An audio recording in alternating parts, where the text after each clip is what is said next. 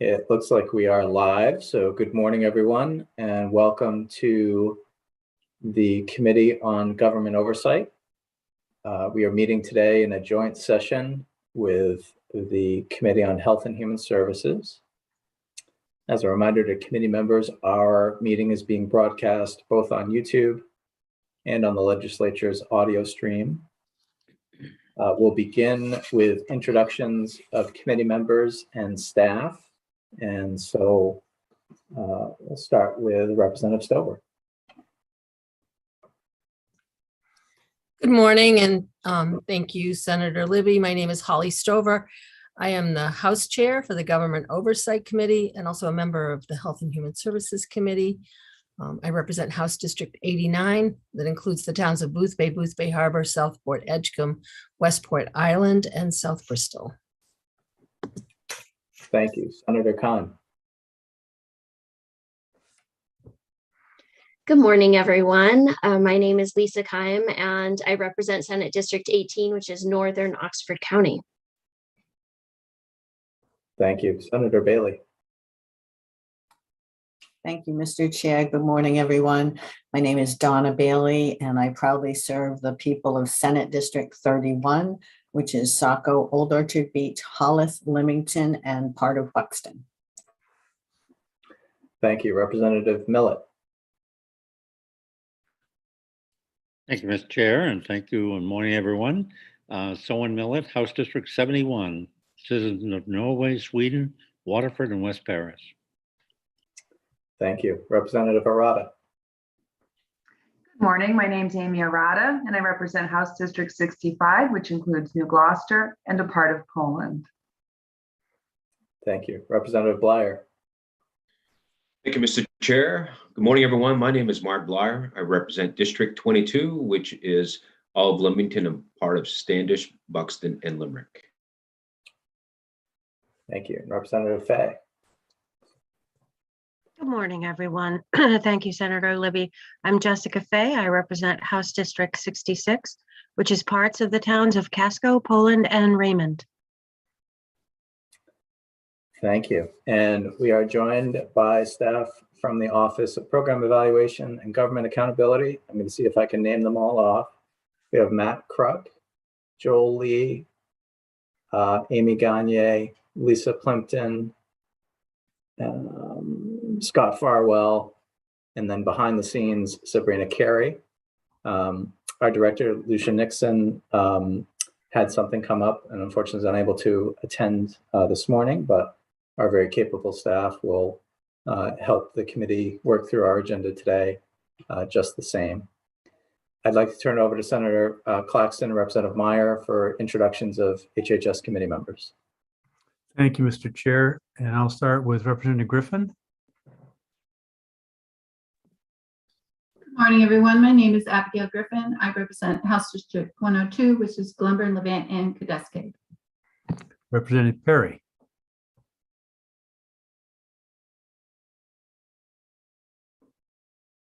You haven't found the space bar yet, Representative Perry.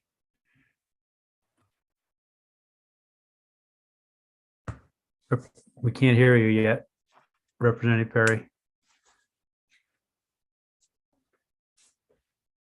Okay, Representative Madigan. Thank you, Mr. Chair. I'm Colleen Madigan. I represent House District 110, which is part of Waterville and part of Oakland. Representative Lemelin. Good morning, everyone. My name is Michael Emlin. I represent House District 88, Chelsea, Jefferson, Whitefield, and Hap and Noblesboro. Representative Craven. Thank you, Mr. Chair. Good morning. I'm Margaret Craven, and I represent House District 59, which is part of Lewiston. Representative Perry, are you prepared to introduce yourself? Yes, I'm Representative Ann Perry. I represent House District 140, which includes the communities of Indian Township, Baileyville, Bering, Calais, Charlotte, Robinson, Perry, Pembroke, and Pleasant Point. Representative Javner. Good morning. I'm Representative Kathy Javner, and I represent House District 141, which is located in Penobscot and Washington County. Senator Moore. Good morning. I'm Marianne Moore, and I represent Senate District 6, which is all of Washington County, as well as Goldsboro, Winter Harbor, and Sullivan in Hancock County as well. Representative Meyer. Thank you, Mr. Chair, and my thanks to Chairs Libby and Stover. I am Representative Michelle Meyer, serving Southern Maine's District 2, which is all of Elliott and parts of Kittery and South Berwick. And I'm Ned Claxton, honored to serve the folks in Senate District 20, which consists of Auburn, Minot, Mechanic Falls, Poland, and New Gloucester. Thank you, Mr. Chair. Thank you, HHS committee members. I see that we've also been joined by Senator Timberlake. Yes, good morning, everybody. I'm sorry I was late getting on, but I'll be listening as I'm got someone driving me back home from a doctor's appointment in Portland. So I'll be listening in and joining in as needed. Thank you all. Thank you for joining us, Senator Timberlake. And I'm Nate Libby. I serve as Senate Chair of Government Oversight Committee, and I proudly represent all of the people of Lewiston in the Maine State Senate. So let us get into our business for this morning. We have first on our agenda a joint meeting, of course, with HHS committee, where we will receive OPEGA's second report on the Office of Child and Protective Services. To aid us in this discussion and to present the report, we have staff from the Office of OPEGA. I believe Matt is going to lead the presentation. For members, what we are hoping to do today is pause at a couple of points in the presentation to allow members to ask clarifying questions. I think we'd like to do 2 breaks, Matt, if that works for you, and you can just nod your head if it does. 2 breaks, sort of we'll do presentation in thirds, rather than members asking questions and pausing. We thought maybe breaking it up in that fashion might work better for folks. So that's the plan. Write your questions down as they pop up, and we'll have a couple of breaks where we can have discussion. Before we go into the presentation, are there any comments or questions from either committee's members? Seeing none, we'll turn it over to Matt. Just take me a second to share my screen.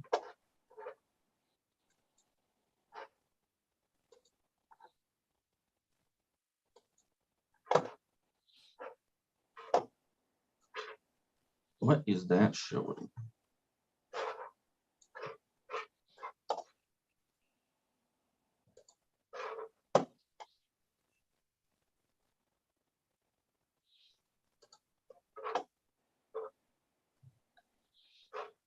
I'm having a little trouble. Give me a second.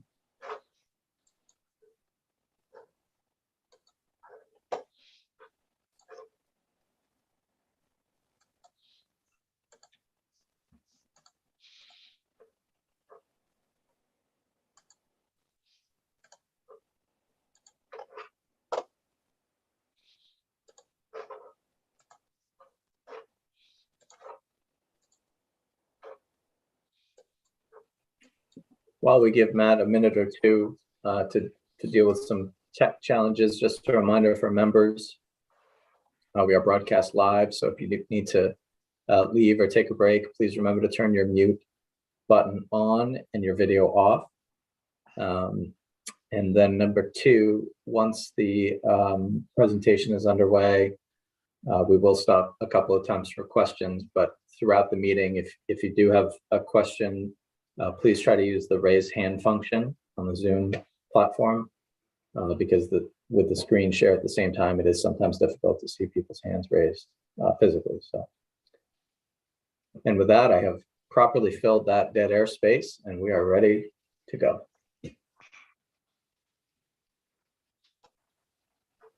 Had to get some technical support. So we're here to present the final report on our review of Child Protective Services investigations. With the presentation, the report is publicly released, currently in the process of being posted on the OPEGA website. This has been an extensive project, and we've produced a very comprehensive, long report. In the presentation, we'll sort of stay at a high level and focus on key takeaways and findings.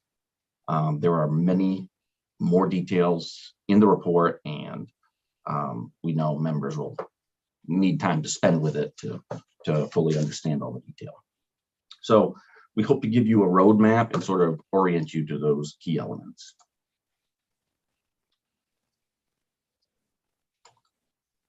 A couple key terms before we get started. DHHS, obviously, Department of Health and Human Services. OCFS, Office of Child and Family Services, which is nested within DHHS, and CPS, Child Protective Services, which are services delivered by OCFS, more of a general term and not an organizational unit.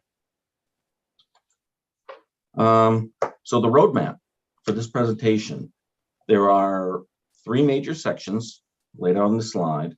There's an overview, then sections B and C, key takeaways, issues, recs, and considerations. Section B, that has 7 sections. That's going to be the bulk of the presentation. And as Senator Libby said, sort of to manage the presentation, we'll have a couple points to pause and see if committee members have questions about what's been presented. And at those breaks, OPEG analysts will be available to answer those questions. And this is just the first step in this process. There'll be a public hearing and 1 or more work sessions. So as you know, there were various concerns when this was first assigned to us, and we need to split this into more manageable pieces. The first piece focused on oversight, and you received that in January. The 2 remaining pieces were focused on different aspects of the CPS process: investigations, which is the focus of today's report, and reunification and permanency, which will be a later report. As a reminder, there were 6 topics we were trying to capture in this review of CPS investigations: understanding how well their investigations are designed and conducted, seeing how well they're conducted, and that encompassed several things. The roles and responsibilities of caseworkers and supervisors, information sources and the quality of that information, thoroughness of the work performed, the role of structured decision-making tools, training, supervision of caseworkers and supervisors. Other topic areas were understanding how OCFS ensures the quality of investigations, understanding the roles and coordination between key parties like OCFS, the AG's office, and the courts when it comes to child safety decisions, and understanding how stakeholders, mandated reporters, service providers, state agencies interact, communicate, and share information. And then finally, the overall perspectives of both OCFS staff and stakeholders. To do all that, we examined agency rules and policies, reviewed federal and state laws and legislative history, administered surveys to 5 groups, one being any CPS workers who had an open investigation, CPS investigation supervisors, law enforcement personnel, school personnel most likely to make reports to CPS, those being like superintendents, principals, school social workers, school counselors, school nurses, medical personnel most likely to interact with children and families, pediatricians, family medicine, emergency departments, maternity, obstetrics. Due to time constraints, those last 3 groups were limited to those in Kennebec County. We conducted interviews with OCFS staff and management and various stakeholders, including representatives of 3 organizations that support and advocate for parents involved with CPS. And we looked at QA case review results and the narrative rationales for those results for 109 cases that captured the initial investigation, the focus of this review, as part of that QA review. Before we get into the substantive part of the presentation, just a little contextual information to get out of the way. All this can be found on pages 5 through 10 in the report. The provision of child protective services is governed by Maine's Child and Family Services and Child Protection Act. Child protection services are delivered by OCFS across 8 districts throughout the state in a central intake office, which receives reports of suspected child abuse and neglect. In terms of reports, CPS has received roughly 25,000 reports a year over the last 4 years, with approximately 40% of those screened in and referred to the districts for investigation. In 2021, there were almost 9,800 investigations of suspected child abuse and neglect. That sort of leads to the obvious question of what is child abuse and neglect? Don't worry, I'm not going to read statute or OCFS policy, but I would note there are some pretty good definitions on pages 8 and 9 of the report, as well as some examples of situations that aren't necessarily child abuse or neglect, things like poverty, substance use, and accidental injuries. However, that determination isn't always necessarily black and white. So if you find you have questions related to whether something is or isn't child abuse or neglect, I'd recommend asking the folks at OCFS who have seen it all and know all the contextual stuff inside and out. So in the report, we present our analysis and results in 7 key areas. For the presentation, we're going to review the key takeaways and messages within each area. Several slides for each of the 7 and much more detail in the report. Given the amount of information, we'll have a pause after section 4 for questions, and then we'll pause again after section 7 for questions. So in the course of our work, we heard from staff and stakeholders about certain common misconceptions surrounding child welfare and child protective services, and how those misconceptions can limit one's understanding of the process and contribute to unreasonable expectations and missed opportunities for real improvement.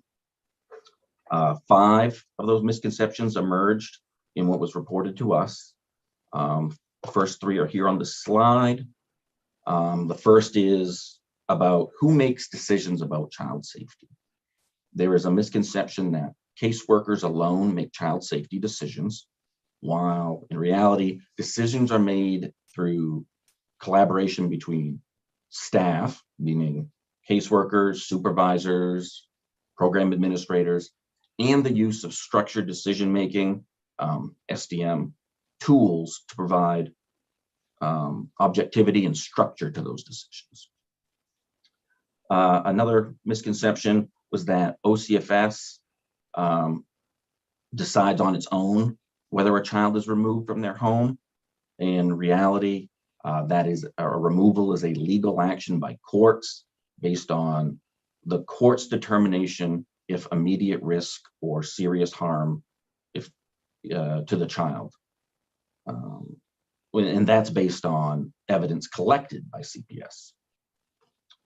The third misconception was about OCFS's authority, misconception around caseworkers having the authority to require parents' participation. While in reality, participation is voluntary. Parents can decline to speak with caseworkers, decline to allow workers to enter their home, decline to allow caseworkers to interview their children. Fourth misconception is about the information available to caseworkers, with that misconception being that caseworkers have, ready access to timely, accurate information, while in actuality, caseworkers work with limited information, which may be, limited by parents' willingness to engage with OCFS, difficulty locating individuals, difficulty obtaining records and information from various service providers like doctors or mental health providers. And the last misconception was about the cause of adverse outcomes for children, with the misconception being that it's the fault of the CPS caseworker or a flawed process when there's an adverse outcome. In reality, it's just not that simple.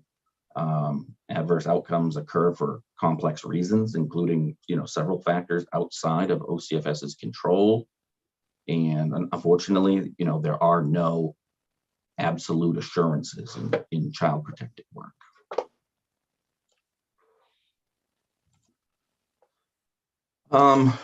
This one thing we were particularly asked about was the idea of the pendulum swing. And throughout our work, it was clear that protecting the safety and well-being of children is a concept that enjoys universal support. However, how best to protect children and where family preservation stands in the equation is a point of considerable debate and contention. And what we observed was this just continuum of philosophies that vary in the degree of emphasis for each of those things. I think there were three prominent ones we noted. One being, family preservation is in the best interest of the child, and it should occurs well before CPS involvement, and CPS involvement should generally be limited. Another is, family preservation should be emphasized once CPS is involved, and then sort of on the other end of the spectrum being child safety should be emphasized, including more CPS involvement and removals if necessary. One thing we noted, it's important to know that child safety and family preservation aren't mutually exclusive. We see both reflected in state and federal law and policies. And the shifts in policy and practice over time, that's what's described as the pendulum swing. However, unlike a pendulum that sort of, swings in a smooth and steady pattern, changes in child welfare policy and practice are often sudden and reactive attempts to correct course in response to elevated concerns. But regardless of the philosophy at any given time, it's clear that individuals' cases are unique and require thorough investigations to provide the best basis for the best possible decisions for children.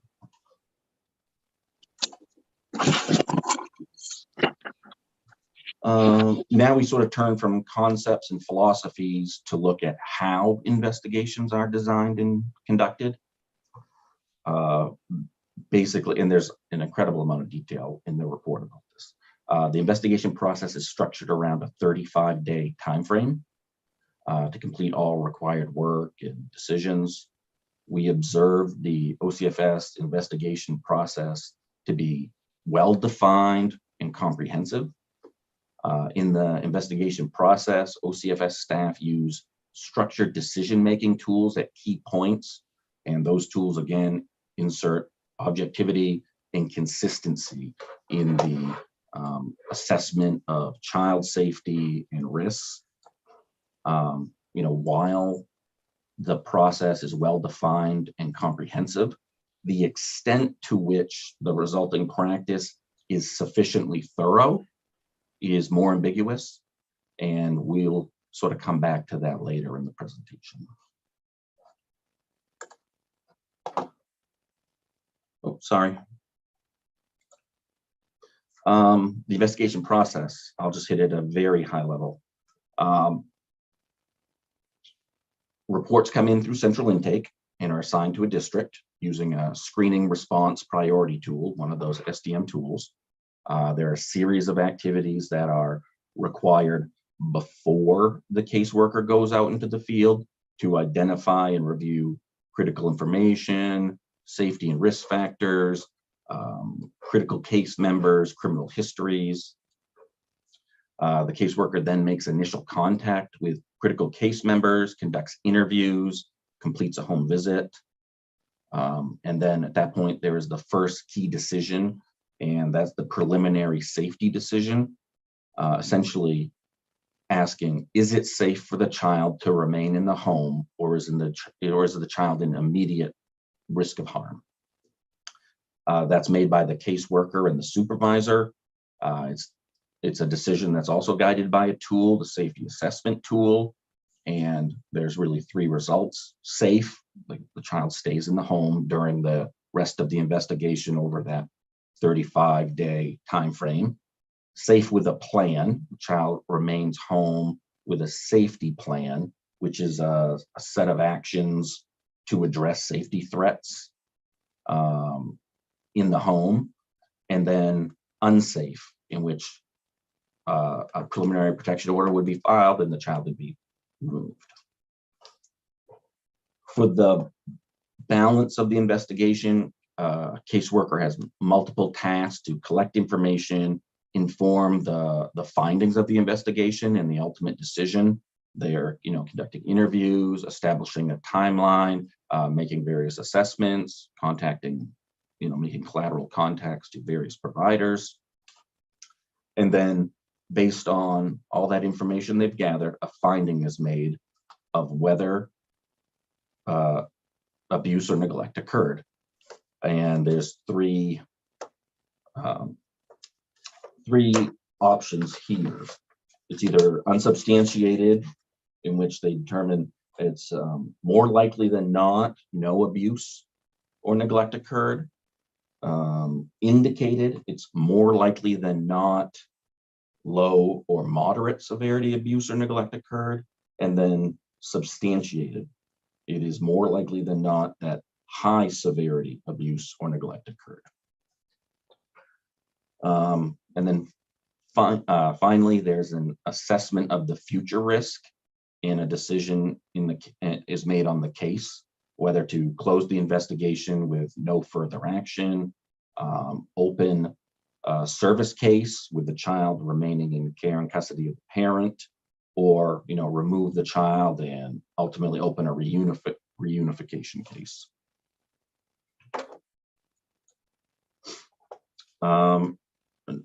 A little shift of gears.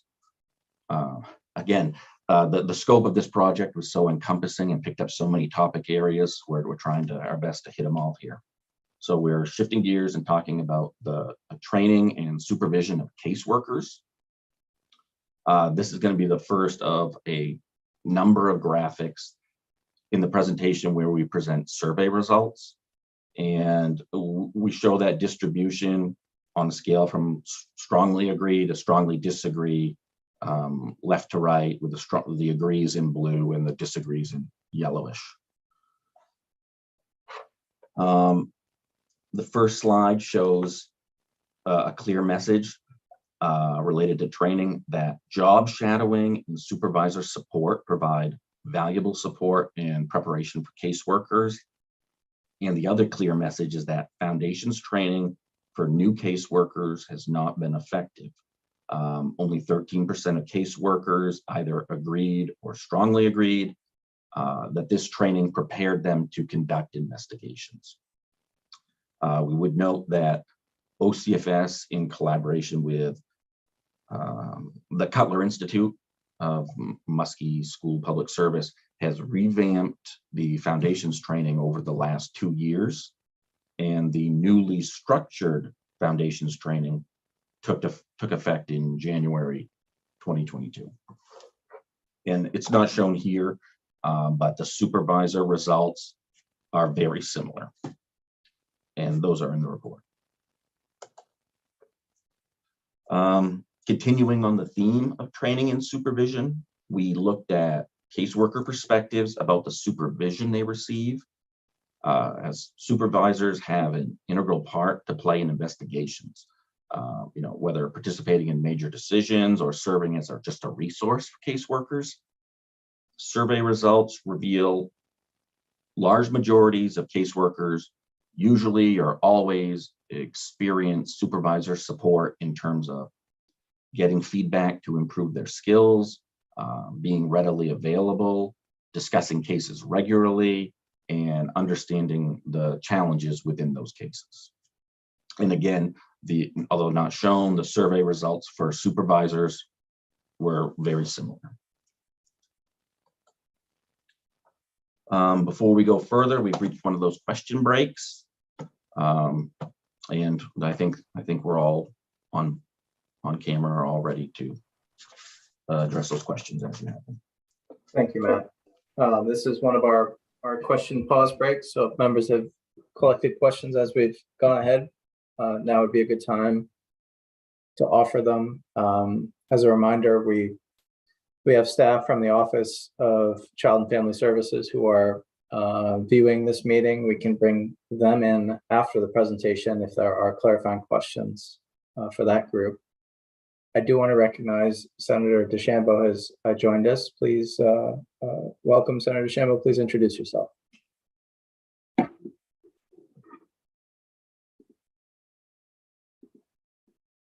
Senator, we need you to turn off the mute button.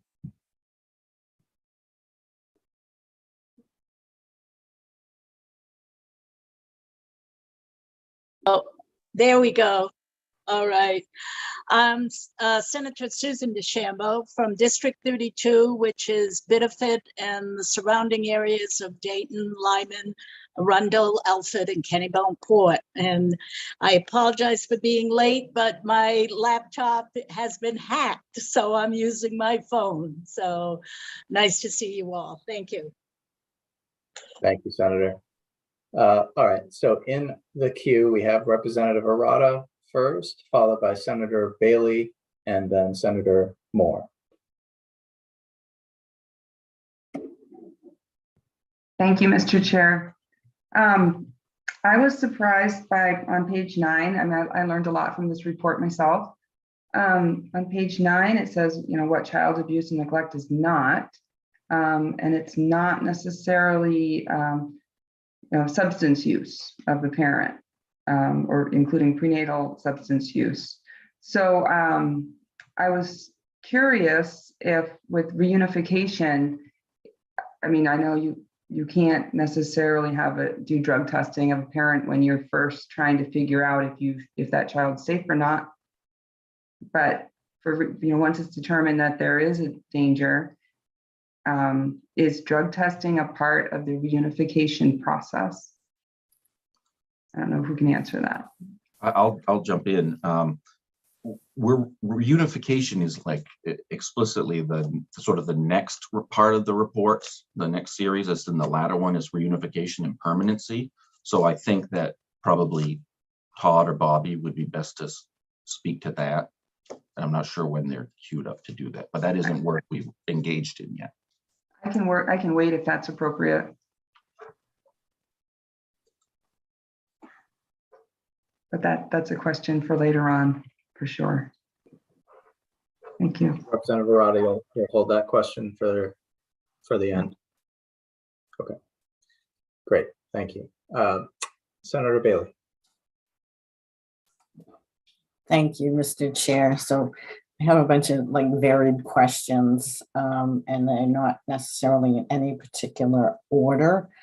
I am, though, wondering about, we keep hearing about this SDM tool, and my understanding is that what actually goes into that tool is not available, that it's protected. And I just am wondering how we're able to look at child protective services, and in this case, the investigative part, if we can't even look at the tool that they use. I know based on my experience sitting on different task force in the context of criminal law, that the result of any tool is only as good, first of all, as the tool itself and the information that goes into it. But so I'm just wondering if you were able to look at the tool that it seems like is heavily relied upon in these investigations, and how we as the Government Oversight Committee can get information to actually evaluate the tool. So that's my first question, is around the SDM tool. We actually were able to look at the tool itself. But there is, I don't believe there's anything we can really share from that. I hate to do this again, but I kind of refer that to Todd. I know what you're speaking of in that it's not subject to, I'm not an attorney at all, discovery or something like that. And it's a good question. I'm not sure what work we could do to bolster your confidence, or I don't even know if you're not confident in how the tool is being used. It is being used in other states. It is tailored to Maine's policies, procedures, practice, statute. But probably Todd could speak more to that. I just don't have a great answer for you, and I'm not exactly sure what I could disclose about what we saw when we did look at it. So, Mr. Chair, do you want me to just move forward to my other topics, or did you want to see if Director Landry wanted to address the question? It's your call, Mr. Chair. Sure. I'm open to whether the committee has a different preference, but I had envisioned that we would go through the report presentation with our staff. We'd invite the staff from OCFS into our meeting at the end of that to answer clarifying questions that the committee may have. So if the committee's okay with that, we'll just keep a running list of those questions, save that for the end. Okay, thank you, Mr. Chair. So referring to page 12 of the report, and this was under the section of common misconceptions, and in particular misconception number 2. And one of the sentences in there says, CPS cannot act to remove a child into state custody without a court order, even on a temporary basis. And I would just note that the report itself on page 24 talks about that they can work with law enforcement to do a 6-hour hold. So that just seems to be a little internal inconsistency there. So I'm not sure what we do with that, but, just point out that in fact, they can remove a child on a temporary basis. It's very limited, but in fact, they can. Is that correct?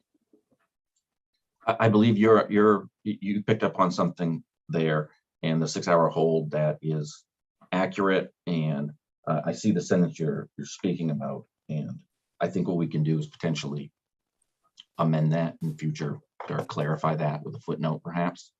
Yes, it's on the list. It's your point is valid. Can I add a little bit of detail there, that the difference between those two is that they are in the custody of law enforcement for that 6 hours rather than the state. Yeah. And I would just point out that in the eyes of the public or the parent whose child is being removed, that's a nuance that, to them, their child has been removed by the state, and using that in the broadest sense of the word. And then in that same section, I'm just wondering about the reference to a high threshold for removal. My understanding, and folks I think are aware that I am a practicing attorney who has practiced in this area, but my understanding is actually the threshold for a PPO, which is what we're talking about, an initial removal, is actually the lowest evidentiary threshold. It's a preponderance of the evidence, and that it's also granted on an ex parte basis, which means the court only hears from one side.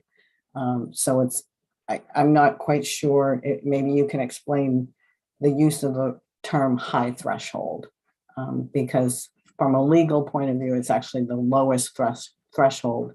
It's ex parte and it's preponderance of the evidence.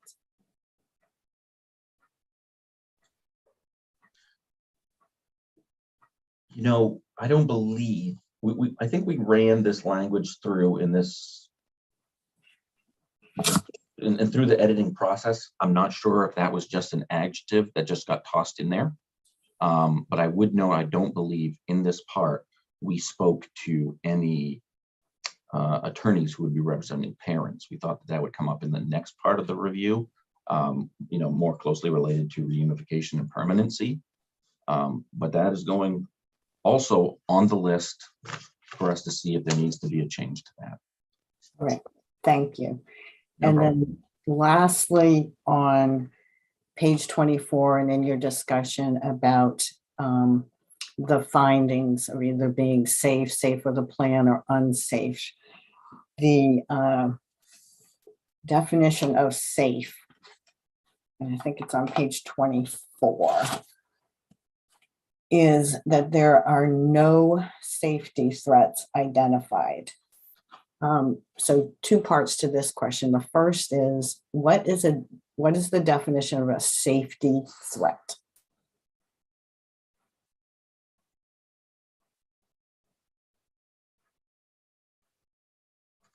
Sorry, I couldn't unmute myself there. I just happened to see that. Amy, could you help out with this one? Sure, I can.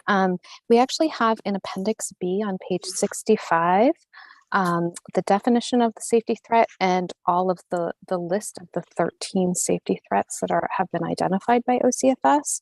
So safety threats are indicators of immediate risk of harm to the child. And there are 13 types of safety threats that you can see on page 65. All right, thank you. That is very helpful. And I think that's it. Thank you. Thank you. Senator Moore, followed by Senator Keim, and then Senator Timberlake, and then Senator DeChambeau. Thank you, Senator Libby. My question is also about the structured decision-making tool. And I'm just curious, where it came from, who created it. Is it evidence-based? Has it been successful? Do we feel like it's working? So those are kind of all surrounding that, the tool itself.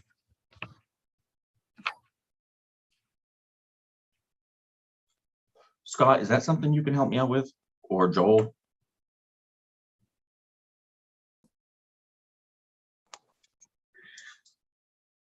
Yeah, hi, Scott Farwell. I don't know that we looked at it quite that deeply. That might be a question for OCFS as well, but it's something that we certainly could get information for you for the work session. Thank you. That would be good, just to know a little bit more. And the other thing too was the safety assessment tool. I was interested in that as well. Where it came from, how it was created, evidence-based, and so forth. Especially when we have tools like that we're using. Thank you. Thank you, Senator Moore. I understand that you potentially hold that question for Dr. Landry later this morning, and then we can explore further with the OPECA staff if necessary. Okay, great. Senator Keim. Thank you. I think I didn't read it, but I think I heard you say, Matt, when you were discussing that that this report is focused solely on Kennebec County. Is that right? That was just the survey respondents for medical providers, school personnel, and law enforcement. Why Kennebec County? Because we had so many open-ended questions, and the scope of the project and the really tight timeframes, we wouldn't have been able to push that out statewide and process all the results and see what we had emerging for themes. So we picked a county. Mhm. Why Kennebec in particular? A bunch of us live here, so we have connections in the community. If we needed to, see someone at the grocery store and ask them, hey, please have so-and-so take the survey. And we were familiar with, the various service providers around here. There was no more reason than that. The Okay. caseworkers and supervisors and everything else is on a statewide basis. Okay, very good. Thank you. I wanted to clarify that. And just one more question though, could you tell me which page of the report that is on where you discuss the who's limited to Kennebec County? I believe it's going to be in the appendix in the methodology section. Page 63, table A2. Great, thank you so much.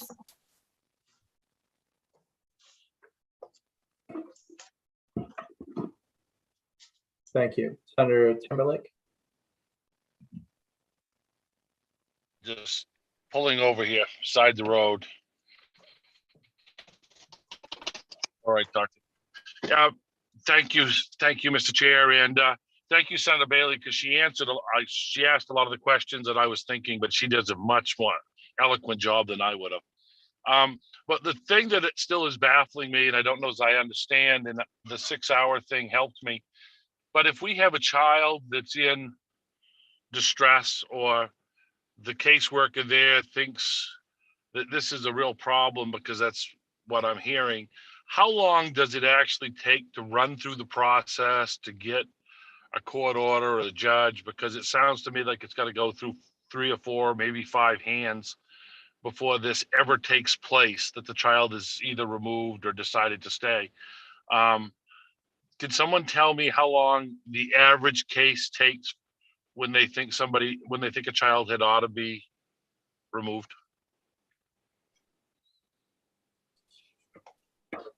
I don't believe we have that information.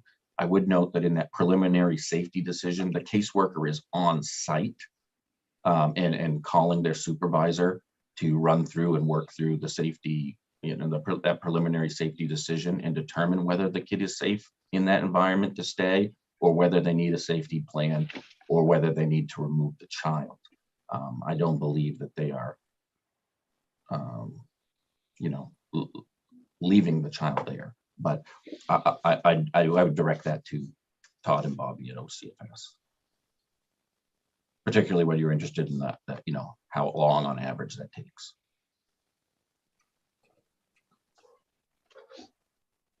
And Mr. Chair, I don't know if someone's going to come on to answer that, or if that'll come on later today, and that's fine. Could just a quick follow-up? Please go ahead. Thank you, Mr. Chair. I think my follow-up would be with that response is there has to be somewhere a determination to determine that this caseworker has talked to their supervisor and says, hey, I think this child should be removed. So somewhere you must have some documentation from when the time the caseworker makes that determination to how long that really happens. If we don't have, I would really like to have that information of just how long this whole process takes or doesn't take.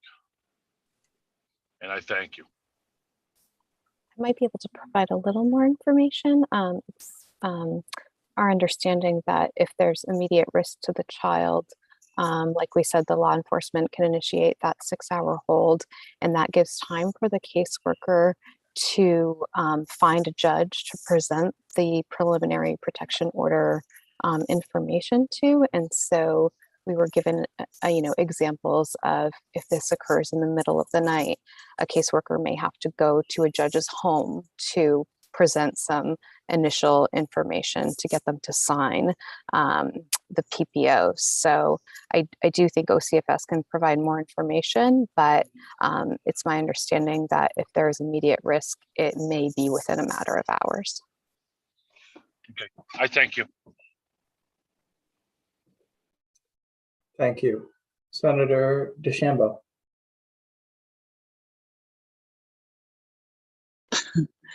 Thank you very much. And I also want to thank Senator Bailey for her line of questioning. It piqued my curiosity.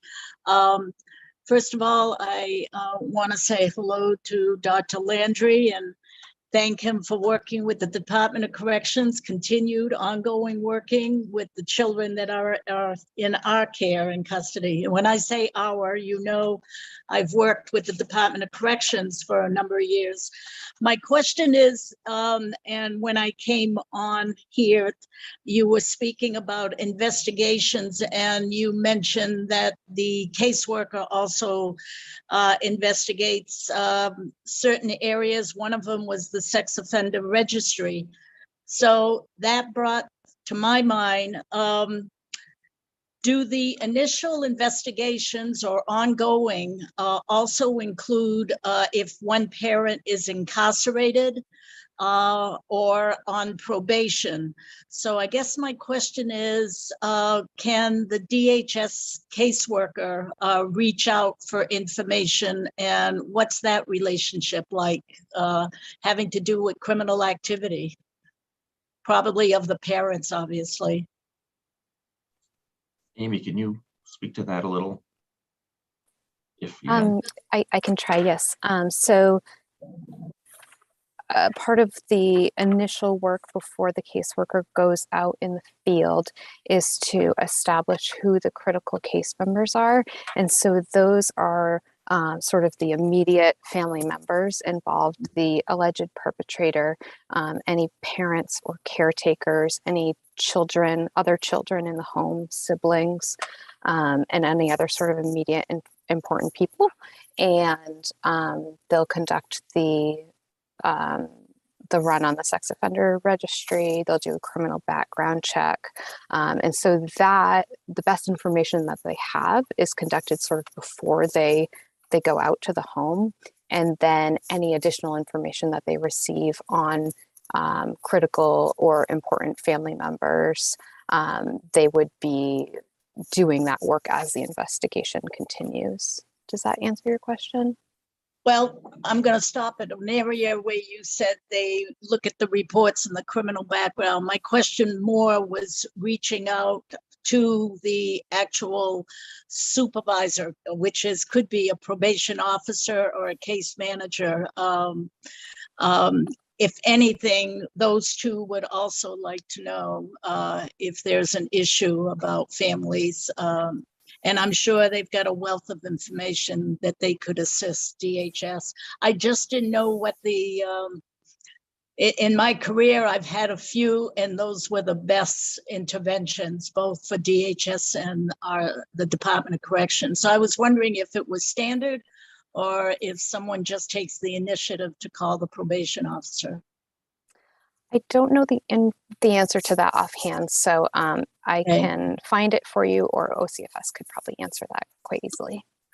All right, I guess I'm just espousing about a little bit of collaboration anyway, so thank you. Thank you. Representative Fay. Thank you, Mr. Chair. So my questions are directed at the training section. And so it looks like there was some survey information about the caseworker training. I don't see any questions about the supervisor training, and I'm a little bit confused because I thought I heard that there was a revamp happening of the caseworker training, but the way I'm reading the report, it says that there's a revamping of the supervisor training. So I was looking for a little bit of clarification there. And then, well, I guess I'll just stop there. I think I can help a little bit with that. Thank you. The work with the Muskie School includes a number of factors. They are the revamp of the foundations training for new caseworkers. It also includes a revamping of the policies of OCFS, making them more in line with what caseworkers actually do, which makes the training of those policies easier.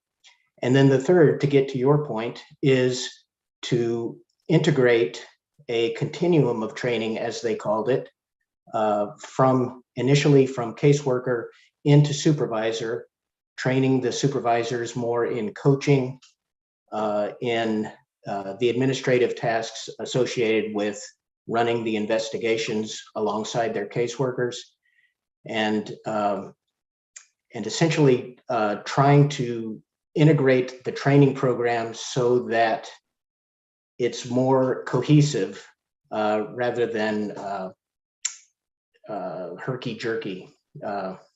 I don't know of a better word for that. If that helps, that is about what I know. It does help a little bit. And then I want to make sure that I'm reading this correctly also, that there is or is not currently training ongoing for supervisors. There definitely is, and has been, and it is also being modified. That's helpful. Thank you. Thank you. Representative Meyer. Thank you, Mr. Chair.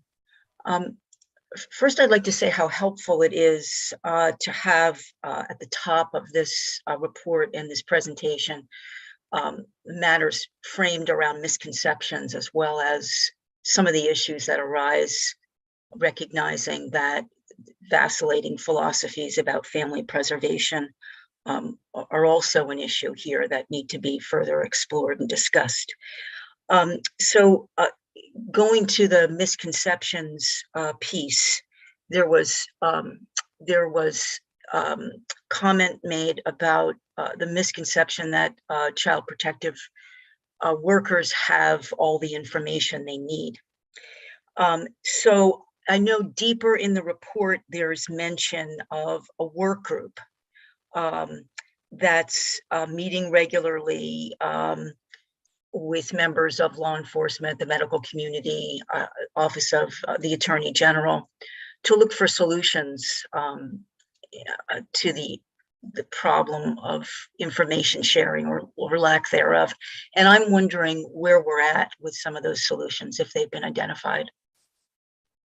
That isn't something that we really evaluated at this point, where it's sort of in its infancy. And really, I hate to keep doing this, but Todd would probably be the best to speak to where they're at. We did note it in a section called other considerations, so it should be flagged. I guess I'll say this, and this isn't to you specifically, but with such a large scope of work, it sort of hinders the depth to which we can do everything. And I feel bad when I'm asked a question and I have to sort of defer to the agency to get down in the nitty-gritty details of it. And there were some things we just couldn't get to, but we felt we needed to mention, and that's where they live in that other considerations piece. So I hope. Understood. Understood. Thank you. Thank you. Senator Claxton. Thank you, Senator Libby. I just want to add to the questions about the structured decision-making tool. That seems really important in this process. And what I'm not understanding is whether the safety assessment tool is part of that or a separate standalone. And my question about both would be, what is parent sensitivity and specificity of the tools? Questions I'm used to asking in medicine, and understanding that can't be answered likely right now, but might better go to the department for a perspective about how we ended up using these tools and assessing their validity. That's the extent of my question. Oh, and my observation about the pendulum is that it also, I've come to understand it somewhat as a teeter-totter. As you emphasize child safety, then you may be de-emphasizing family preservation. And if you push towards family preservation, you may be de-emphasizing safety. So it's finding the right balance, and that changes. Thank you. The safety assessment tool is part of the SDM sort of suite of things. And I'll note it for Todd, your specific questions. Touch on what exactly, how did you phrase that? I asked about sensitivity and specificity, and how was the tool assessed when we signed up to use it? Thank you. Thank you. Senator Bailey. Thank you, Mr. Chair. I'm wondering if in doing your report and this evaluation, what was your understanding of the primary, not, I know there's a bunch of them, but the primary purpose of an investigation? And in particular, like I'm looking at page 23, and you're noting that when caseworkers are doing investigation, they use different interviewing techniques. They use both a forensic technique, which is essentially building a case. You know, they're getting information for their legal case. But at the same time, they're using motivational techniques, interview techniques, which is more about building relationship with the family, you know, identifying what services they need, and doing more what I would call social work with the family. Those seem like they're at cross purposes at times.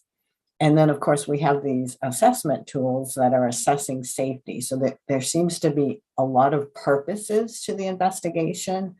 So again, are you able to glean what is the primary purpose of the investigation, and how does the department kind of deal with these sometimes cross purposes?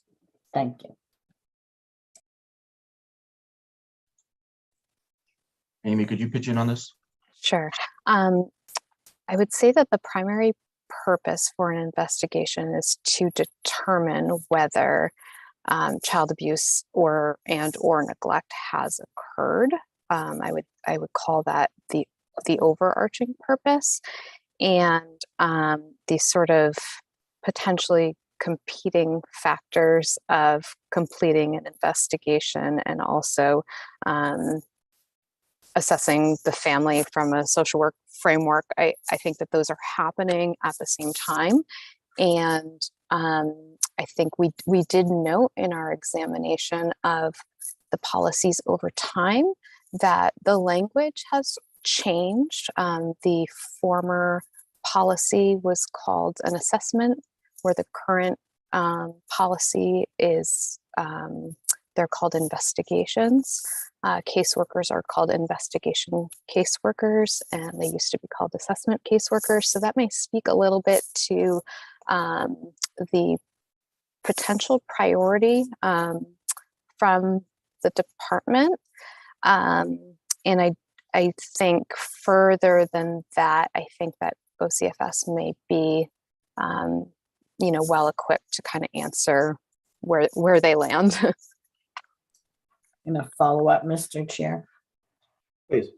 Thank you. So can you talk a little bit more about this shift from assessment to investigation? And as part of that, if this is now an investigation, why, again, from what I can glean from your report, there's so much emphasis on assessment tools? It seems out of whack. So if you could talk about those 2 points, thanks.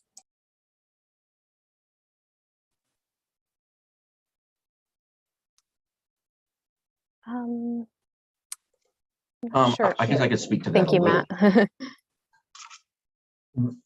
There is, you're right, there appears to be some tension between those two things. I believe that the nomenclature changed from assessment to investigation following Marissa Kennedy and Kendall Chick to reemphasize that they need to be probing and investigating, all risk and concerns. Now, again, this is one of the situations where DHHS can probably speak to that tension and shift. I think there are things to be gained from each. with a forensic technique, as opposed to motivational interviewing. Those things, again, I'd sort of defer to Todd or Bobby to speak to. I think that I'm not sure if there is anything in particular with the SDM tools, whether it's just an inherited language from before, because we have various policies and things. So probably they were, as they're implementing things, they're probably designing them as assessment things. We stumbled over the language many times throughout many policies and even throughout our own drafting. So I'm not sure if there is a lot more to that.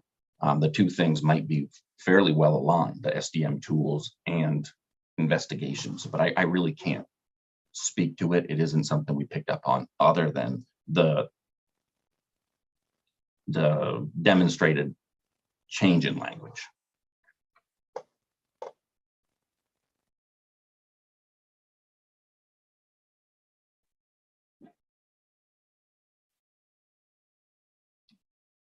Senator Bailey, are you? I'm all set. Thank you. Okay, thank you. Further questions or comments from committee members during this break? I'm just scanning the virtual room to see if we've had any additional members.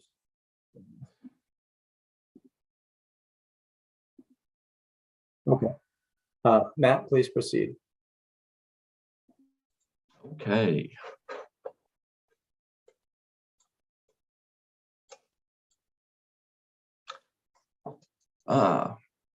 So quality assurance case reviews. There are reviews of individual case files conducted by a dedicated QA unit in OCFS. And this is something we cover in the info brief. OCFS performs this quality assurance review using federally prescribed methodology and instruments. The cases are randomly selected. 65 cases are chosen each 6-month period, 25 service cases and 40 foster care cases. The QA review process includes, extensive file document review and interviews, and it also relies, and the interviews being with parents, children, other providers, caseworker, supervisor, and relies on this on-site review instrument that sort of lays out exactly what they are looking for. We stated it before in the info brief, meeting the QA standards requires some very thorough and comprehensive work. Our sample is drawn from 8 6-month reporting periods from 2017 to 2021. So in each sample of 65 cases, there were 25 service cases. Those are the ones that would potentially have the investigation part captured within it. So of those 200 service cases, 8 times 25, 109 of those captured the initial investigation, which is the focus of today's report. So for those 109, we analyze both the sort of the numeric scores and the narrative responses provided by the QA reviewers. This is a bit of a repeat from the info brief, but the QA review, it's based on the CFSR, and it looks at 18 items that cover different child and family outcomes. And then for this analysis, we selected the 3 items that appeared most relevant to child safety and well-being during the investigation period. Now, there are others that are also potentially applicable, but because of time, we focused on these 3. Timeliness of initiating investigations of reports, risk and safety assessment and management, and the frequency and quality of caseworker visits with the child. So first, we look to see where the state of Maine is in the most recent federal reporting period. The ongoing federal reporting period is to monitor the state's progress in meeting the PIP goals, which is the Program Improvement Plan trying to get the state's performance moving in the direction of the CFSR goals. We found that Maine has met its goal for item 1, the timeliness of initiating investigations, but not for items 3 and 14. So we then focused the remainder of our analysis on items 3 and 14, where the goal hasn't been met. And we then looked at the questions within each item. Are several related questions. We looked at the ones that were most relevant for the purpose of this report. And for each question, we looked at the numerical results for the sample. So I'll just walk through this table briefly here. So for question 3A, 35% of the 109 cases had an initial assessment that accurately assessed all risk and safety concerns for children. For question 3C, only 14% out of 86 this time cases had an appropriate safety plan developed, continually monitored, and updated. Question 3D, in 29% of cases, all safety concerns were adequately addressed. That one, I believe, is the one where the responses are sort of an inverse from the others. And then for question 14B, this is specifically the quality rather than the frequency of child visits. 24% of cases met sort of the expectations for sufficient quality of visits between the caseworker and children to address safety, permanency, and well-being. To better understand those results, we looked at the narrative responses provided by the reviewers in the case file review. We examined the detailed narrative rationales provided by the reviewers for their determinations to gain additional insight and understanding into, what they were looking for, what was happening, and what they observed. We selected the investigation cases that didn't have a positive result, and based on, and by result I mean a positive result according to the CFSR framework, not something bad happened to the child. So based on analysis of those narrative rationales, we observed the following. A lack of thoroughness and completeness in investigation practice. Really this was around not assessing all individuals as expected, not exploring all potential risks and safety concerns, and then issues with safety plans, for example, not addressing all risk or relying on individuals who are potentially incapable or unwilling to carry out a safety plan. However, we did observe that caseworkers did thoroughly assess the most critical and relevant individuals and most critical and relevant risk and safety concerns. So to us, it became apparent that caseworkers are triaging and prioritizing the most critical and relevant concerns and individuals within a case, but not getting to everything.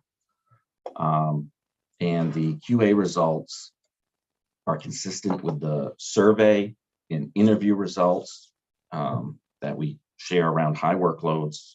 When workloads are too high, caseworkers must sort of triage the most critical issues. Their ability to be thorough and complete as expected is compromised. We also identified several other caseworker practice concerns that aren't strictly driven by workload, and we'll get to those in a little bit, but they were infrequent as compared to these other ones. Oh, this slide caught me by surprise. This is actually Lucia's presentation. So for this evaluation, OPEGA sought the perspectives of those most closely involved with CPS investigations: caseworkers, supervisors, mandated reporters, that being the law enforcement, medical, and school, and parent organizations. The details of that methodology is in the appendix. I think this slide is kicking off the section related to those perspectives. We'll start with workload, which I just mentioned in the previous slide. We observed a consistent theme that workloads are not reasonable. This particular graphic shows the survey responses of supervisors, and no supervisors agreed that caseworkers have a reasonable workload, and only 8% thought their own workload was reasonable. And this has been an ongoing concern over the 4 years that OPEGA has reviewed CPS. We collected perspectives on whether caseworkers have a reasonable amount of time for critical aspects of investigation given their workloads. In terms of assessing risk to the child, 30% of caseworkers and only 8% of supervisors agreed, none strongly, that caseworkers have reasonable time to do so. And then in terms of understanding the needs of the family, the results were similar. Given the demands of their workloads, the amount of time just isn't sufficient. In narrative responses to follow-up questions, respondents described how high workloads limit caseworker ability to be thorough in assessing risk, be thorough in following up with contacts, obtaining relevant records, and completing documentation. We also asked about staff perspectives on the time frames allowed for investigations, which is that 35 days I mentioned earlier. As shown in the survey results here, 35 days is generally not viewed as an appropriate time frame to complete the investigation. More than half of caseworkers disagreed or strongly disagreed that the time frame is appropriate, and supervisors were even less favorable in their assessment of that time frame. Now we turn sort of to the flow of information from to OCFS from mandated reporters and service providers who are frontline observers of child safety concerns and initiators of reports. From surveys and interviews, we learned that law enforcement and school staff reported generally being able to share specific information about child safety with CPS. None reported that they could rarely or never share that information. Medical providers reported being less able to share and, very limited without a signed release. And even with a signed release, only somewhat able to provide information related to children and families. But even with a signed release, there were challenges noted in accessing key information on parents. OCFS staff reported biggest challenges in getting information from substance use and mental health providers. Those two were mentioned over and over and over. In our interviews with OCFS staff, we heard, that delays in accessing medical records and treatment information or not getting it at all is a top barrier to completing investigations on time. And we'll pick this sort of topic up a little bit later in the presentation. We also gathered information on families, service needs and barriers, interviews with representatives of 3 parent organizations. We heard about the fear and confusion experienced by families during a CPS investigation, and they particularly indicated support for parents to assist parents in understanding and navigating a CPS investigation. As shown on this slide, caseworkers and supervisors alike reported that barriers to services are very prevalent for families. Lack of availability, including wait lists, and transportation, nearly universally selected. Childcare and work conflicts, also quite common. Support for families was identified as a need, both in terms of professional services, such as counseling, in-home behavioral services, substance use treatment, and we'll revisit services again towards the end of the presentation. Well, I think we're at another question break. Thank you. Matt, I just have one question. Can you go back to the first slide?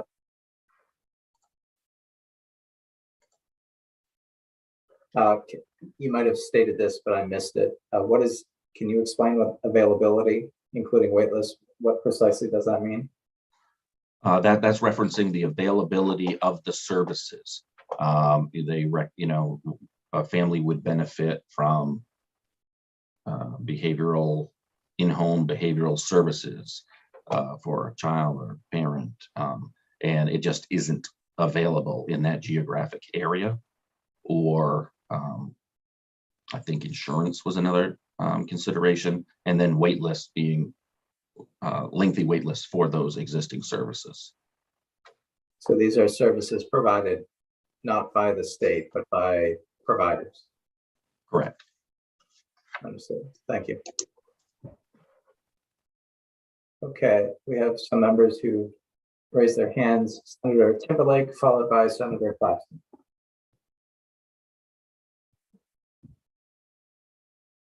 Let me pull over here.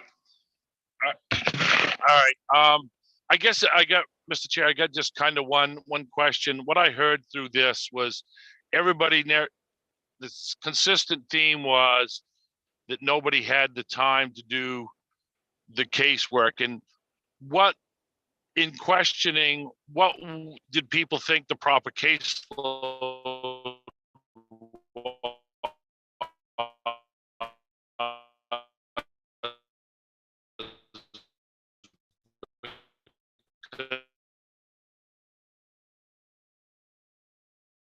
is? At no time did a supervisor that they didn't have, what is the proper amount of caseloads? Hello? I think I went away. Yeah, Senator, you cut out a bit. We understand your question along the lines of the appropriate caseload per caseworker. Yes, that seems to be the consistency in that seemed to be that everybody thought that their caseloads were too high, and I wondered what they think the proper caseload is per employee. We didn't get into that or solicit what that amount is. And also, I think that the field of child protective services is moving away from caseload as a measurement of work, instead of in lieu of workload, rather, the work that's associated with their cases, because that can vary and be extensive. That said, we do speak to this, and I think it's our first issue related to workload. So we will get to that shortly. Okay.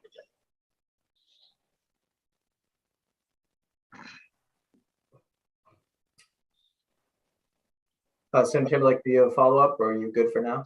No, I'm good for now. If we're going to get to it later on, Mr. Chair, I'm good. I just wondered, I think it's an important thing for us to know as a committee, what is the proper workload? You know, that seems to be something that's been, I've heard for the last 2 or 3 years. So I'd just like to know what that is. We do have some insight to that, not a number, but some various factors we're going to discuss about that. Okay, thank you very much. No problem. Okay, thank you. Senator Claxton, followed by Representative Madigan and Representative Fay. Thank you, Mr. Chair. My question was about, to follow up basically where Senator Timberlake question went. It would help me in the understanding the workload survey to understand how many people were employed as caseworkers at the time or in the preceding 6 to 12 months, to know if the numbers were trending up or down, just to help perspective, get a little bit better perspective of how significantly things were changing in that arena. And then my other question was about medical providers and perspectives in terms of communication with mandated reports. The language says never able to provide. Is that the same thing as elected to not provide, didn't respond to the question, or what does that mean? And was the release specific enough so that you could see on one line that it's okay to talk about behavioral mental health issues, and on a different line, it's okay to talk about legal and issues, and on a different line, is it okay to talk about share information about substance use issues? So those are my questions. I'll get the latter one first. Unfortunately, it wasn't something we were able to dive into as to why the releases weren't honored, or what the what medical providers' reluctance was, or issues related to that. We noted it in other considerations because it's sort of an unpursued area for us, but it is something we note. As to how the question's structured, I think Amy might be able to help me. You'd asked what the specific response meant, and I'm not sure we have a better breakdown of that, but Amy can help me out, I think. I can try. I wonder if you might be able to restate just that part of the question one more time so I can make sure that I'm answering it properly. Sure. Thank you. So under medical providers, under perspectives, in the middle there, it says never able to provide patient records. And my question was, do we understand the barriers? Do they just not provide the information? Did they not feel comfortable information? What were the barriers to getting what seems to be important information? We either did not, weren't able to get into that level of detail, or we did not receive enough responses to come out with a theme. Okay, thank you. Thank you for that. Thank you. Senator Claxton, are you good for now? I am. Thank you, Mr. Chair. Great. Representative Madigan, followed by Senator Kime, and then Senator DeChambeau. Thank you, Mr. Chair. My question was actually asked by Senator Claxton regarding what was the barrier towards getting medical records. My other question would be, so I appreciate folks that answered that, and it would be great if we could get more information about that at some point. My other question has to do with caseloads and workload.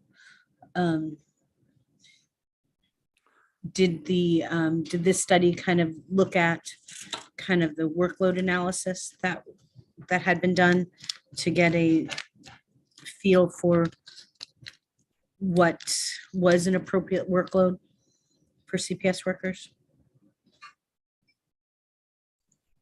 Again, that will be part of issue 4, where we really explore several interrelated things, and just the number of people, the number of lines being one of them, also the number of vacancies, and actually what's required within the work itself. So there were all these factors, and I hate to keep doing it, but if you just bear with me, make it a little further, we'll get through that, and hopefully that piece around workloads and the various factors that influence it will help shed some light on that. Although spoiler alert, we do not come out and say, an appropriate caseload or workload should be this, or there should be X number of caseworkers. Thank you. Thank you. Senator Khan. Thank you, Mr. Chair. My question was around the 35 days. Everyone, there's a lot of folks that said they disagree that it's appropriate, but is it too short or too long? I guess I was unsure of what they were disagreeing with there. Oh, I'm sorry, that too short. That is. Okay. So they believe they need more than 35 days to complete an investigation. Under their current workloads, yes. Okay. But just a further question around that. So, but does that mean then that within, I guess when I look at this, I'm thinking the investigation timeframe is they get a report. I'm sorry, I don't even know if I was on camera. Because I can't see myself because we're screen sharing. Anyway, so I'm assuming then that they get the initial report, and then within 35 days, they're supposed to complete it, meaning they've made a decision whether the child is safe or not safe. Is that right? Is that what that sort of complete storyline of the investigation looks like? Amy could probably speak to that better. The safe, unsafe, there's an initial safety decision, but there's also other decisions along the way within that 35 days, particularly at the end. Amy, can you jump in and help me out? Sure. So by the end of the investigation, they'll have determined whether child abuse or neglect has been substantiated, indicated, or unsubstantiated, and they will determine whether they need to continue to be involved. So whether they're going to open a prevention services case where the child would remain in the home and they would continue services, or whether they would open a reunification case in the case that the child's being removed from the home. So there's within 35 days, they begin with a preliminary decision. Do they have to remove the child immediately? Or can we leave the child in the home until we finish the investigation?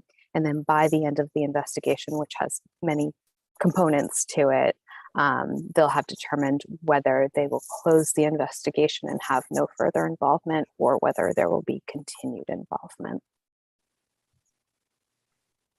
So a follow-up for me, if I could, Mr. Chair. Please. So if it was longer than 35 days, then would that then mean that they, a child would be possibly left in an unsafe situation for longer than that time? Or are you saying that generally they are removing children faster than that anyway? And this is more just making sure that their analysis is correct? So the decision about removal, if the child is in immediate risk, then they would be taking those steps immediately.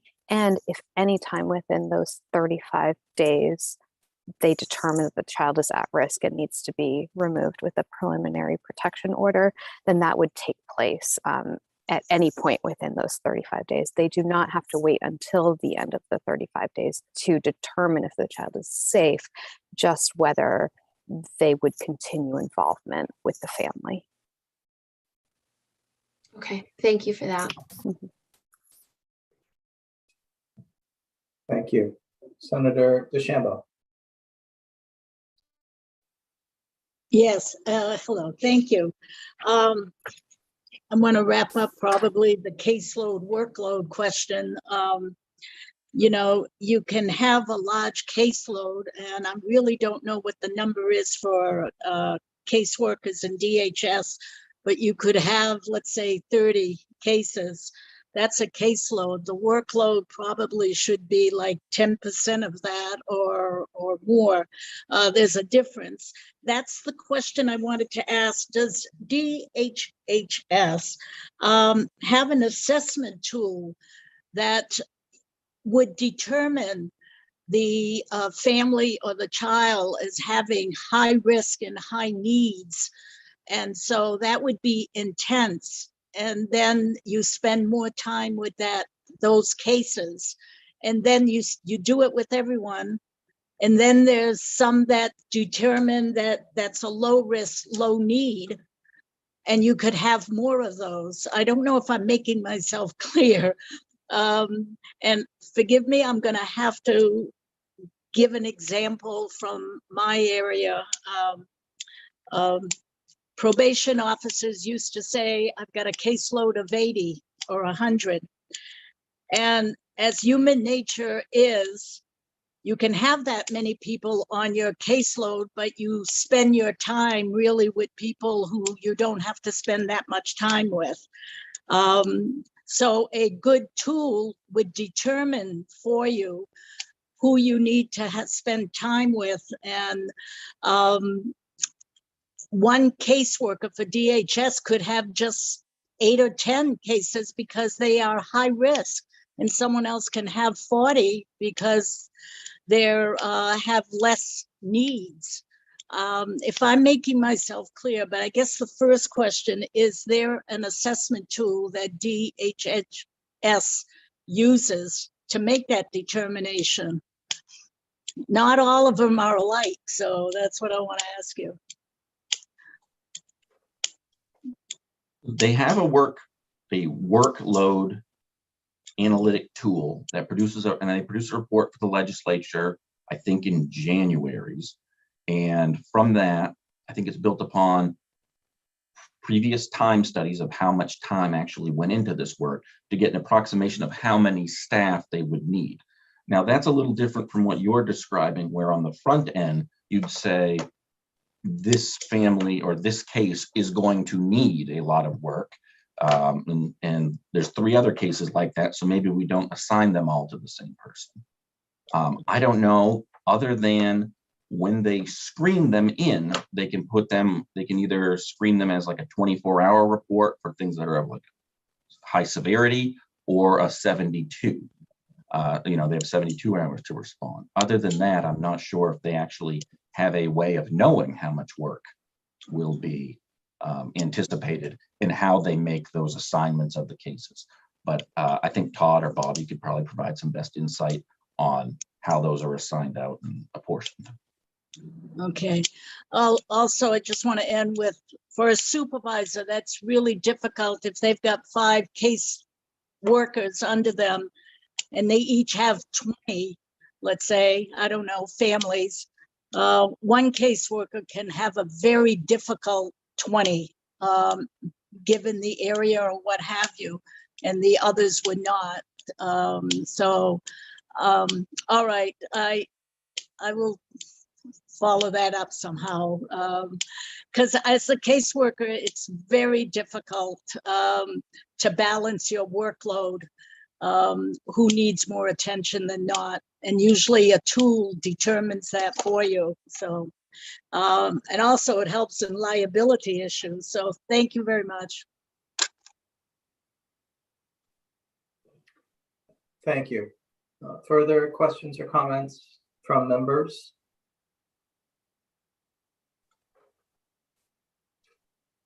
Seeing none, please proceed. Third stop on the roadmap. This brings us to the issues we identified in this evaluation. These are specific areas of concern that emerged from our work that should be addressed to improve child protective investigations. For each of these issues, we've developed recommendations. We've identified the 3 issues as shown here, and we'll discuss each in our associated recommendation in the next 3 slides. And I think first up is workloads, which many people were curious about. High workloads impact the thoroughness of investigations. This is an area of concern due to the importance of thorough investigations to protect child safety. So as we discussed, it's clearly evident that caseworkers, supervisors are believing that their workloads are too high and unreasonable and those are the perspectives of staff at different levels. And it was clearly evident it's an ongoing challenge for OCFS staff to meet the standards for thoroughness that are picked up in the QA reviews. We identified 4 interrelated factors that contribute to high workloads. First, there's the demand for investigations, and this may seem counterintuitive, but if there were fewer investigations screened in, there would be fewer for caseworkers to investigate, thus allowing them more time to allot to each of those cases and do potentially a more thorough and complete job. Another factor is staffing levels. Who is available to do the job? and there's really two functions to this, and one was brought up earlier. There's a number of lines. We note that OCFS has been adding staff, but still shows a need for more based on their workload analytic tool. So according to the one that came out in, I believe, January 2022, there's a need for, according to them, 33 caseworkers, but that also includes not just investigations workers, but other workers in total. Also related to staffing levels is vacancies. In the report, we note that ongoing vacancies are a continued concern. And staff mentioned it because with fewer people available, even with the staffing lines available, there are fewer people to do the work, and workloads, caseloads become larger for each worker. The third factor is what has to be completed for each investigation. And that's the amount of work that's required. So the various requirements that go into the things they have to do in that 35-day period. I would say that when we were doing our review and analysis of the process, we didn't see a lot of fluff in there. Everything seemed to be reasonable and purposeful to, get information and understanding. The fourth factor is just how much time is available to do the work, meaning that 35-day time frame. And that has direct implications for workload as workers are trying to complete their investigations within that time frame. Maybe they don't have all the time they would like to pursue all safety and risk concerns and assess all individuals. So our recommendation is really that OCFS take a couple of steps to ensure those workloads of caseworkers and supervisors enable staff to conduct thorough investigations. First, continue the agency's efforts to evaluate and monitor workloads on an ongoing basis using that workload analytic tool. And second, develop and implement changes to alleviate high workloads currently experienced. And the four factors, demand, staffing, tasks, timeframes, all suggest different policy levers that could be adjusted in various combinations. So we're not saying there is one correct solution, but workloads do need to be addressed, and these appear to be for the factors that drive them. Issue 2 is that after hours demands is contributing to staff turnover and may pose risks for quality and the effectiveness of investigations. Now, CPS work isn't a 9-to-5 job, and staff completely understand that. However, the after hours demands include incoming emergency reports and placement emergencies, which have a required caseworker and supervisor on call in each district. There's also times when caseworkers and supervisors need to provide, or probably mostly caseworkers, need to provide overnight supervision of a child, for example, in a hospital emergency department. Those demands directly impact workers' personal lives because not only are they working their day job as a CPS worker, they're now working potentially a night shift and then an expectation to come back in the morning and resume their next day's work. And these things are contributing to burnout and staff turnover. And then furthermore, those demands can have impacts on their work and the ability to accurately and thoroughly assess risks in the investigation and be effective in performing their duties. So to address those risks and these conditions, which sort of tie to vacancies and workload also, we recommend that OCFS evaluate the nature and extent of after hours work requirements and the risks posed to in terms of both quality of work and turnover and that on the basis of that, explore, design, and implement policy and program changes, which may include restructuring how, their standby CES, Children's Emergency Standby, is delivered. We noted that the governor's supplemental budget proposes 16 caseworker positions and 3 supervisor positions. And we understand the intent is to dedicate these to after-hours shifts. And then our final issue was related to caseworker practice concerns. But the first issue we discussed, workload, has a direct bearing on caseworker practice, including quality and thoroughness. This issue is about caseworker practice concerns that are sort of departures from expected practice and aren't solely driven by workload. So these fell in 3 areas: interviews and information, sharing and gathering, decision-making, and safety assessment and plans.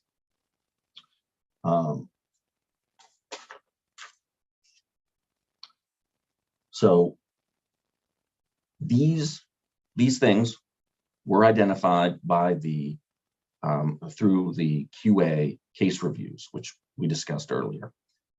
But we note there's a couple limits in that QA process. One being the time lag between the QA review of cases and when the investigation actually occurred. So we're looking at potentially 12 to 18 months. And it's a very limited sample of cases reviewed, which limits OCFS's ability to identify if issues are pervasive and like widespread training is needed, or if it's focused and localized to districts or particular workers. So to address this issue, we recommended that OCFS augment the existing QA process, which relies on the federal process, the CFSR and HIP process, with one that can do a deeper dive into a district at a district level to identify pervasive problems that would require additional training or identify caseworker practice issues closer to when they actually occur, and strengthening that feedback and corrective loop.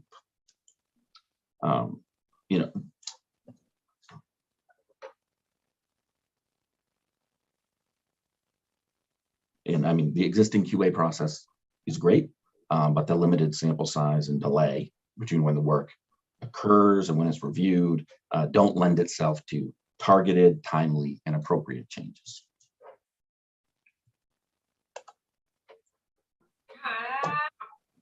Then we had 4 other areas we listed here as other considerations. These are things we have not thoroughly evaluated, but things we felt needed to be mentioned or brought to the department's attention. The 4 areas naturally fell into 2 groups, ones that are directly in the wheelhouse of OCFS, and 2 that are broader issues that go well beyond OCFS. 2 considerations for OCFS. One's related to new worker training and case assignments. We learned that foundations training isn't meeting the needs of new caseworkers. The new foundations training began in January 2022. It just started. It's nothing we've evaluated. And we heard caseworkers explaining that they were assigned full caseloads too soon after their foundations training when they were not prepared and overwhelmed. We're not sure exactly how effective the new training will be or how case assignments will be made for people who are being onboarded as new caseworkers. So we have left that, sort of parked that here. A second consideration is access to information. In terms of access to information, there are challenges for caseworkers in accessing critical information needed for a thorough investigation, particularly the reluctance of parents, substance use, and mental health providers, and them speaking with OCFS and sharing records. Again, these are things we sort of came up earlier, but we also heard about providers not honoring DHHS's release forms, creating hurdles and delays. OCFS is convening work groups with stakeholders to develop agreements for information sharing. We're not exactly sure of the status of that. Todd can probably speak to that and maybe potentially identify any areas in which there is disagreement over why the release is sufficient or insufficient. Two considerations for the GOC and the legislature: broader policy issues. Concerns emerged around services for family, both a need for services and a lack of access. Widespread lack of availability, wait lists, access barriers such as transportation, childcare. It's beyond the scope of this project, which was limited to investigations, but it was so prevalent, we wanted to note it as an area for consideration, but we haven't done any work to identify, what types of services, what geographic regions, anything like that. So we don't have a lot of insight to offer, but we wanted to note it somewhere. And then lastly, the prevention efforts related to child abuse and neglect. We heard frustration about the lack of investment in prevention of abuse and neglect. Prevention's a complex challenge. Abuse and neglect cycles through generations, and there's many interrelated issues of domestic violence, trauma, mental illness, substance use, and this was something that came up quite a bit. We will note that there is a state agency partnership for prevention, which is a collaborative effort between 8 state agencies, including DHHS, to increase access, availability, and knowledge of prevention services. We wanted to acknowledge the staff at OCFS for their cooperation and assistance to OPEGA in conducting this review, preparing the report. Many OCFS staff members provided data, participated in interviews, responded to surveys, and we could not have done this review without their contributions. And we wanted to thank the law enforcement and medical and school staff who responded to our surveys, and other stakeholders who, like the representatives of parent organizations who were interviewed, for sharing their time and expertise. I'll just hit the next steps, and then I guess it's open to questions again. The report, this is ending our presentation of this report. The report has been posted on the OPEGA website under reports. The report is now in the hands of the GOC. The GOC will schedule a public hearing to receive public comment on the report. That's planned for April 8th. And then after the public hearing, the GOC will schedule 1 or more work sessions for GOC members to discuss, decide, and vote on any further actions the committee wishes to take on the report. And thanks to all of us in the office who did this. Interject. I think given the timing of the legislative session, I'm going to discuss with this committee having a public session, a public comment period, and a work session both on April 8th, just to be clear for members and for the public. And Sorry, I'm going to go ahead. No, that's fine. And I'm going to go ahead and stop sharing. And I think we're open for questions. Are there questions for the OPEGA staff on the third portion of the presentation?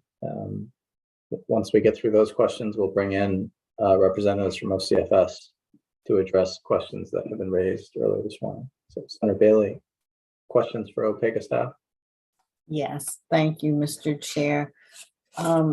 Just a few questions. The first is in regards to the add-on reports having to be completed in the 35-day, the initial 35-day period.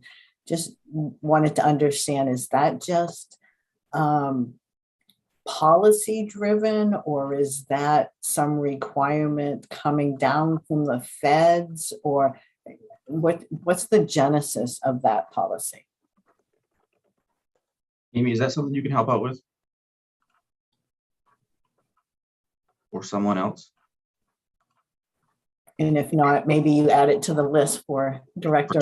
We may have to add it to the list. I want to say that it is internal policy driven, but I would want OCFS to verify that. I attended the collaborative safety, the safety science events, and there was discussion of the time frame and how OCFS arrived at that. In other states, 60 days, 45 days, some can be sooner. So I think you're correct in that it is a policy, but Todd can verify that for us. Okay, thank you. I will wait for Director Landry. And then on the QA reviews, which I know you said, you know, it seems like they have a pretty good process, although there's some room for improvement. But are those QA review results shared with the Ombudsman's office? I don't know the answer to that. And then there were two levels. The QA review results are sort of results meaning numbers and like performance. Those are updated and publicly available. The things we looked at deeper dive, where we saw the descriptions of what was going on, what was expected, and you know what the caseworker did and didn't do. I'm not sure about that. Yes, and then I misspoke. That's what I actually meant. You know, the actual review and you know, the underlying information. Okay, so again, maybe the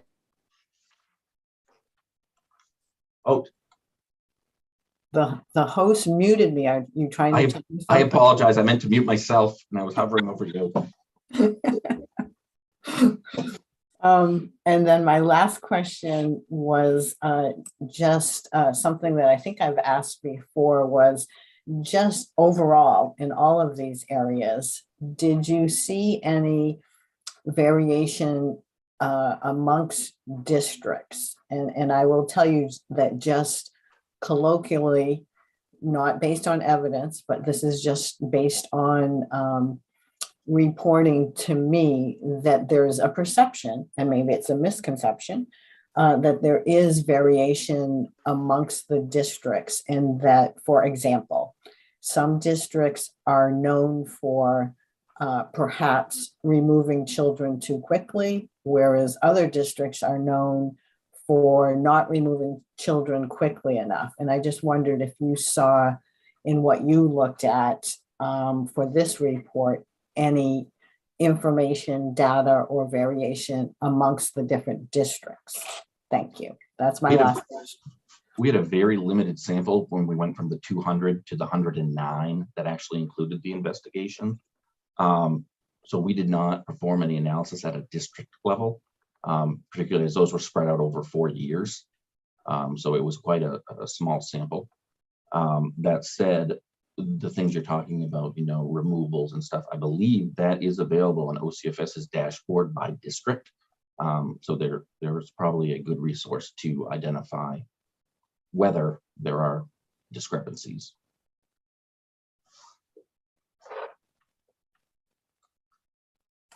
Thank you. Thank you. Representative Bleier, followed by Senator Claxton. Thank you, Mr. Chair. Thank you, Matt, for being here. I do have a few questions. How many current case workers and how many current supervisors do you currently have?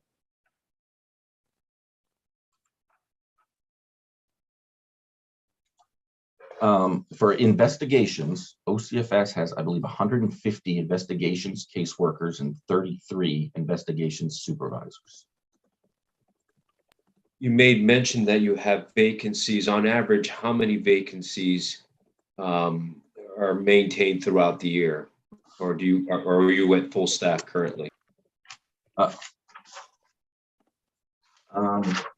believe we make mention of the current vacancy rate. We did a sort of just the current one. Amy, do you have your hands on that?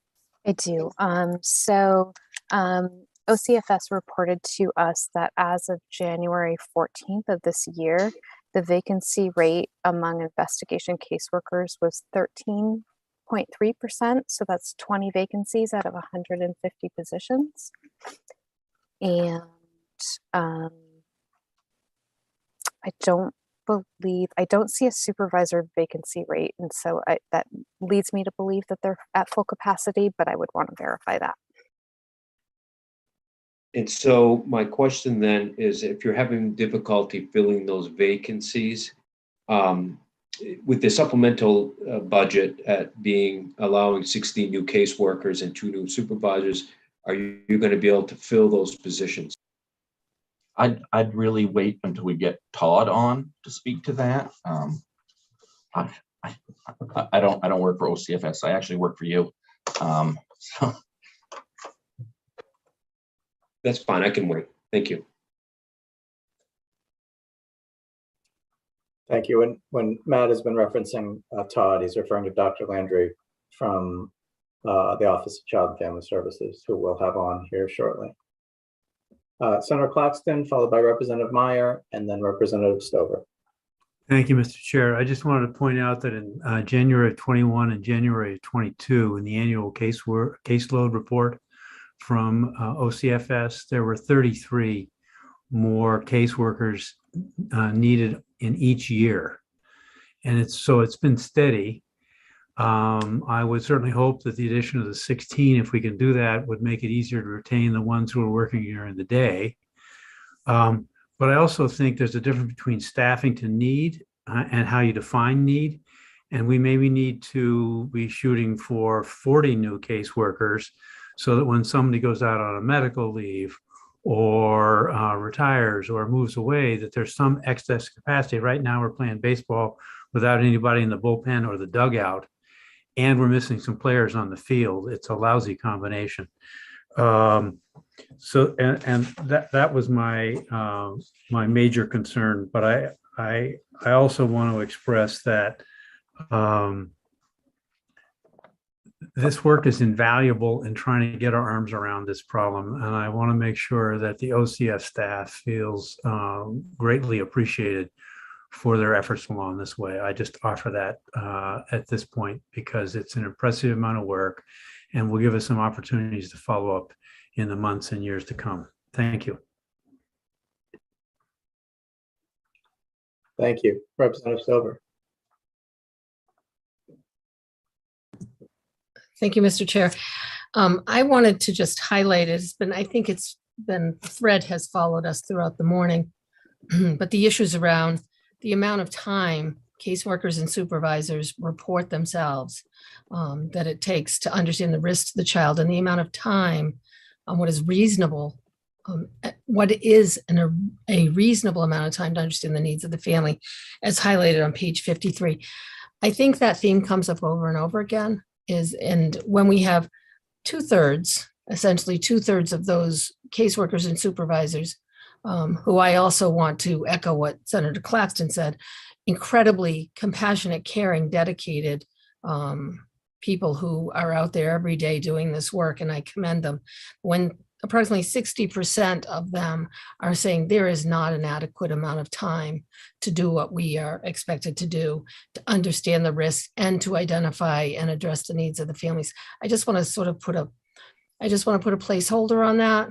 I'm not asking for the department to respond necessarily to that, but I just want to make a note that that theme comes up over and over again. And when we have two-thirds not seeing that they have enough time, it's really noteworthy. Thank you. Thank you. So I have brought Dr. Landry over to our meeting now. So he's appearing on the screen, as well as Molly Bogart from DHHS, and I believe one additional person from DHHS, although I can't see them at this moment. So I think now's a good time for us to try to offer the questions that we've generated over the course of the morning with OCFS staff available to answer as best they can. And just remind everyone that we'll continue this conversation 2 weeks from today with the public comment period, where I know OCFS would like to probably make some formal remarks in response, but really what we're looking for at this moment in the meeting is answers to some of the questions we've generated. So welcome, Dr. Landry. Welcome, Ms. Bogart. Ms. Johnson, I believe, let's see. Need to move Ms. Johnson over. And so now's the time for committee members to offer those questions that they'd asked earlier. So looking for hands at this time.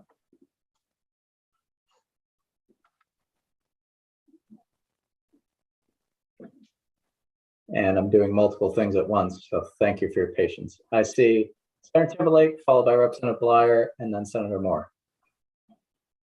And I thank you, Mr. Chair, but I got to run, as I noted. And I just thank you for the report. There's some things that I find very alarming in this report, and I look forward to working with you all in the work session. And I will go back and listen to what's said afterwards with these questions and answers. But I think there's some work that needs to be addressed here, and I look forward to working with you all with that in addressing the upcoming problems going forward.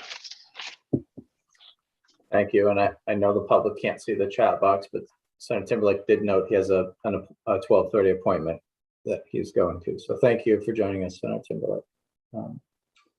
Representative Bleier.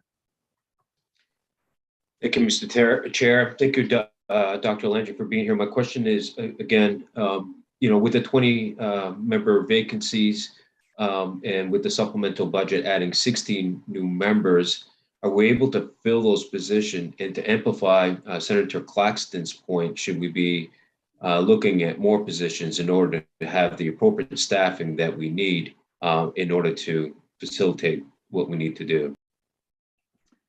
Thank you, Representative. I appreciate the question. And for the record, I'm Todd Landry. I'm the Director of the Office of Child and Family Services within the Department of Health and Human Services. And to answer your question, the budget initiative that the governor has put forward includes 16 caseworkers specifically for those after hours and standby positions. One of the things that we have heard, significantly over the past 2 years in particular from our caseworkers has been the challenge of balancing their responsibilities for those after hours duties with their ongoing duties and the impact that that can have on their work-life balance. We appreciate that. We understand that. We've heard that consistently, and our appreciation to the governor for including that in her budget proposal. One of the things we have heard regarding filling those positions is we have had a number of staff who have left our employment over the past 3 years that I know of, who have indicated that what they wanted to do was to be able to work more of those atypical hours because of their own family situation. So we believe in part this is going to open up the opportunity for perhaps some of those to return to employment in those roles, as well as some of our existing staff who may feel like that opportunity works better for them from their own particular family situation. So in some ways, I think there's going to be some new opportunities for us to be able to hire qualified staff for those roles. And at the same time, as we fill those positions, if those positions are authorized, I think that's also going to help us with staff retention going forward, because more of our remaining staff who work those other hours or more traditional hours will be able to focus on their job duties and not have those impacts on those work-life balances. With that said, we certainly have seen an increase in the past 12 months, in particular the past 8 months more specifically, on an increase in vacancies, while our current approximate 10% vacancy rate across all of caseworkers is certainly much lower than other states, as well as much lower than other fields within the state. It is higher than we would like it to be, and we're working diligently to fill those positions. And we do believe that the addition of the standby positions is going to help to retain our staff going forward, which we believe will be a significant benefit. As it relates to the last part of your question and to Senator Claxton's comment, that is something that we'd be happy to work with either of the committees in collecting data and providing more information related to that question. Thank you. Senator Moore. Thank you, Senator Libby, and thank you for being here, Dr. Landry. I just had some curiosity about the structured decision-making tool, as well as the safety assessment tool, whether it was, where did it come from? Was it evidence-based? Is it, just where and how we're using it, I guess would be the question. Yes, and I'm happy to have Bobby Johnson on the call with us so that she can answer some of these questions in detail. But at a high level, SDM does have a strong research and evidence base behind it. And Bobby, I think you'll be able to give a few more details on that, and we can certainly provide more after this call. I will also say that, as I believe the OPEGA staff indicated, it is very much in use in other states. And so part of our work is learning from those other states as we share our experiences with those states, as we continually work to develop and enhance and work with the developers to enhance that tool. One of the pieces I will directly address, safety assessment is one of the components of the SDM tool. And so again, we have some flow charts and some explanations of the SDM tool that I believe we've provided to OPEGA staff, but we'd also be happy to provide that to you after this call today.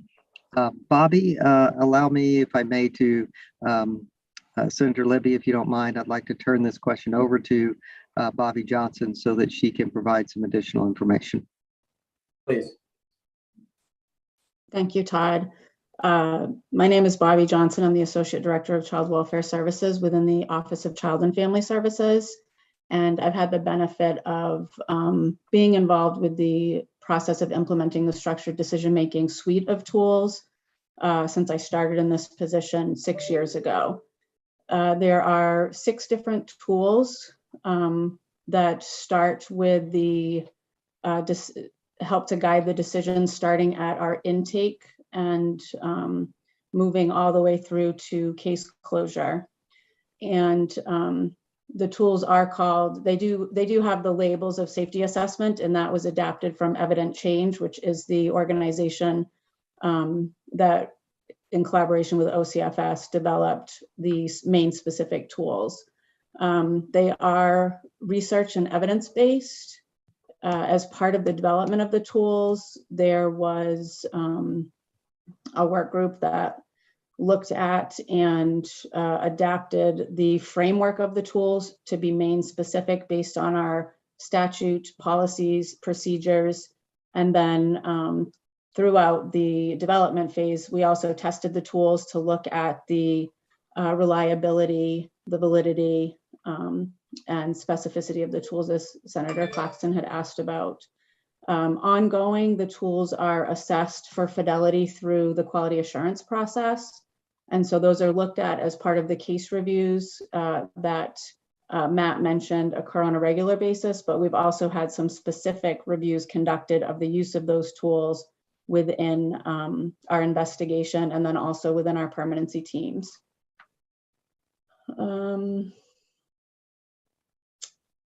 Senator Moore, I'm not sure if that answered your question or if you had additional. No, that was great, Bobby. Thank you. Very interesting.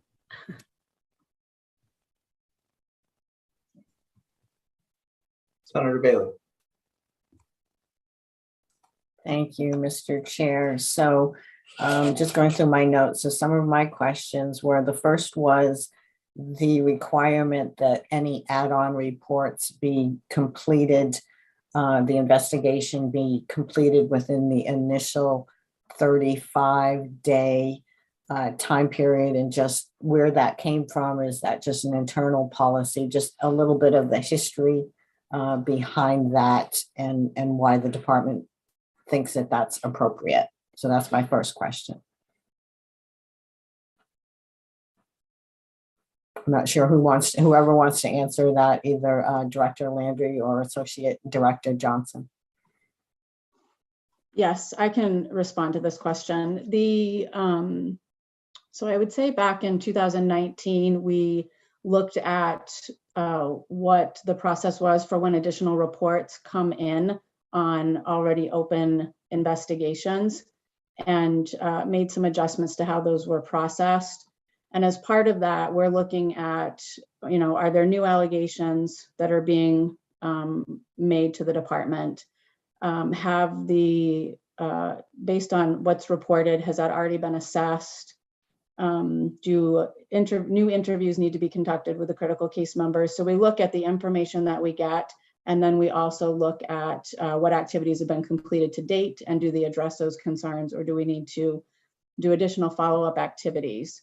The mechanisms within our system don't currently exist for that time frame to be extended. It is something that we're working on as we implement the new system, building an infrastructure for that. Yet we understand that at times those investigations will go beyond the 35 days in order to comprehensively investigate those new allegations that have come in. So there is flexibility, although within the MACWIS system, it didn't capture that there was that ability to extend those beyond the 35 days. So that And 35 if I- days, go ahead, Dr. Landon. I'm sorry, Senator. I do want to clarify for those of you who may not be as familiar as the HHS committee, what Bobby is referring to is, as some of you may know, in 2018, the legislature authorized the building and the development of a new information system for child welfare. That process was implemented just in spite of the pandemic challenges, but we were able to implement that system on time and on budget. And that started in January, so we're just in the early implementation stages. So if you hear us refer to our Katahdin system, that is that new comprehensive child welfare information system that Bobby is referring to. And that name was picked by our staff, in case you're curious. So just a little bit more background information regarding that new system. Thank you. So going back to this time period, so what I'm hearing is a little different than what was indicated in the report, which is that this 35 days is not as hard and fast as it seems to be. Is that accurate? Correct. Yes. Since So- the actual time frame doesn't change within the system, I would assume that staff still feel that pressure to get all of that done within that time frame. Okay, because that was actually going to be my follow-up is, why is staff saying, that this is a concern of theirs, that they have these add-on reports that still have to be completed. So if I may, go ahead. Senator, to build upon that just a little bit, I do also want to point out this was one of the recommendations that came out of the Casey Family Programs and Collaborative Safety process, was to recommend that the department OCFS look at those timeframes to do some comparisons to other states and to make some recommendations. And it was really part of one of two separate recommendations that were made. One was around the time frame, but to do that, you really have to look at the tasks and the responsibilities that are expected to be completed in that time frame. And so our charge and our work that has begun recently as a result of that recommendation is to work with staff, engage with staff, as well as other experts, including our partners at the Cutler Institute at the Muskie School and others, in order to look at both of those pieces, because they go, as I think you would understand, they go hand in hand. So if you're going to reduce the tasks and responsibilities, then that obviously could impact the number of days on a downward trend projection on number of days to complete that process. On the other hand, if you're going to increase the responsibilities and duties, then that obviously could have an impact on increasing the number of days. And so we're looking at those together, and we're doing that with staff, with our other partners, including, as I said, our colleagues at the Cutler Institute. Thank you. So when do you expect that that improvement will be implemented? At this point, I don't have a specific time frame for you. We have begun that work, and we have begun asking for staff volunteers to volunteer who want to participate in that. I anticipate that we will be focusing some specific and dedicated time on that over the course of the next few to several months.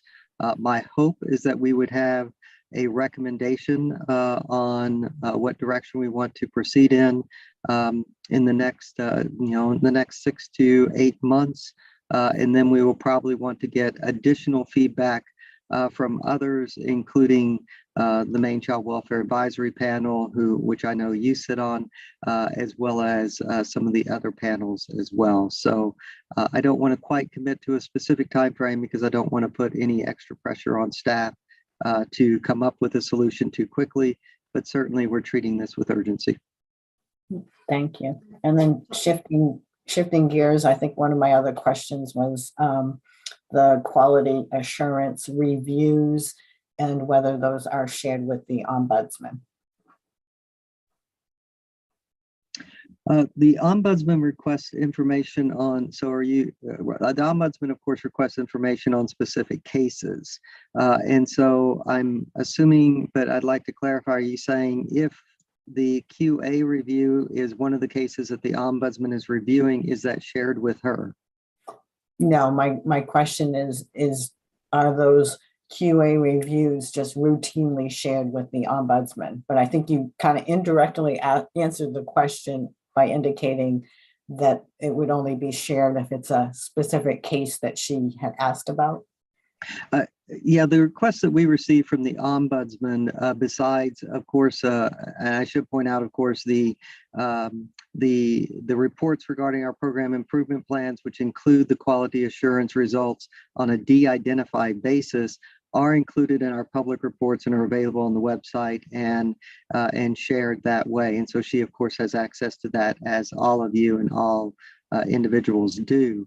But as it relates to her specific requests on case studies, her access is what, she has full access to our system, both the prior one as well as our current system or our new system. And it is on a case specific basis as she's reviewing those cases. All right. Thank you. And I am done. Thank you. Representative Madigan, followed by Senator Claxton. Thank you, Mr. Chair. My question is for either Todd or Bobby, but in the previous section of the presentation, Opega pointed out that one issue identified was caseworkers not getting access to complete medical records, whether they be behavioral health, substance use disorder, or medical records, in order to complete assessments within the 30 days, 35 days. So I'm hoping you could shed more light on, is that just an issue of more time might be needed to get those? Are there some barriers that you're aware of that prevent your caseworkers getting the information they need? I think it's really critical when we think about doing complete assessments, investigations, family service plans, or reunification plans. So anything you can tell us about that?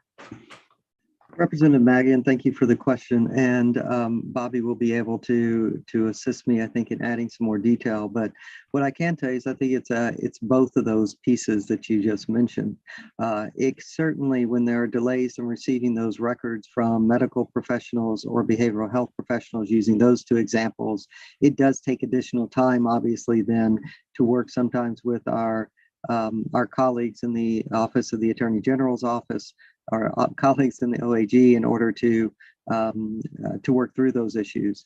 Sometimes there are specific concerns related to the hospital or the hospital system's general counsel related to the release of some of that information. And so it requires some of that direct interface from the OAG with those hospital staff in order to address those issues. And as you might expect, that sometimes can take time, which delays the process.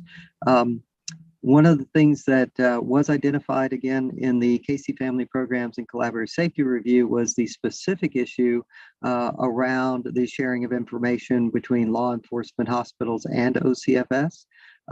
In the fall of last year, as a response to that recommendation, we did convene with partnership and support from the Hospital Association, the OAG, as well as the Maine State Police, in order to work with us around that topic.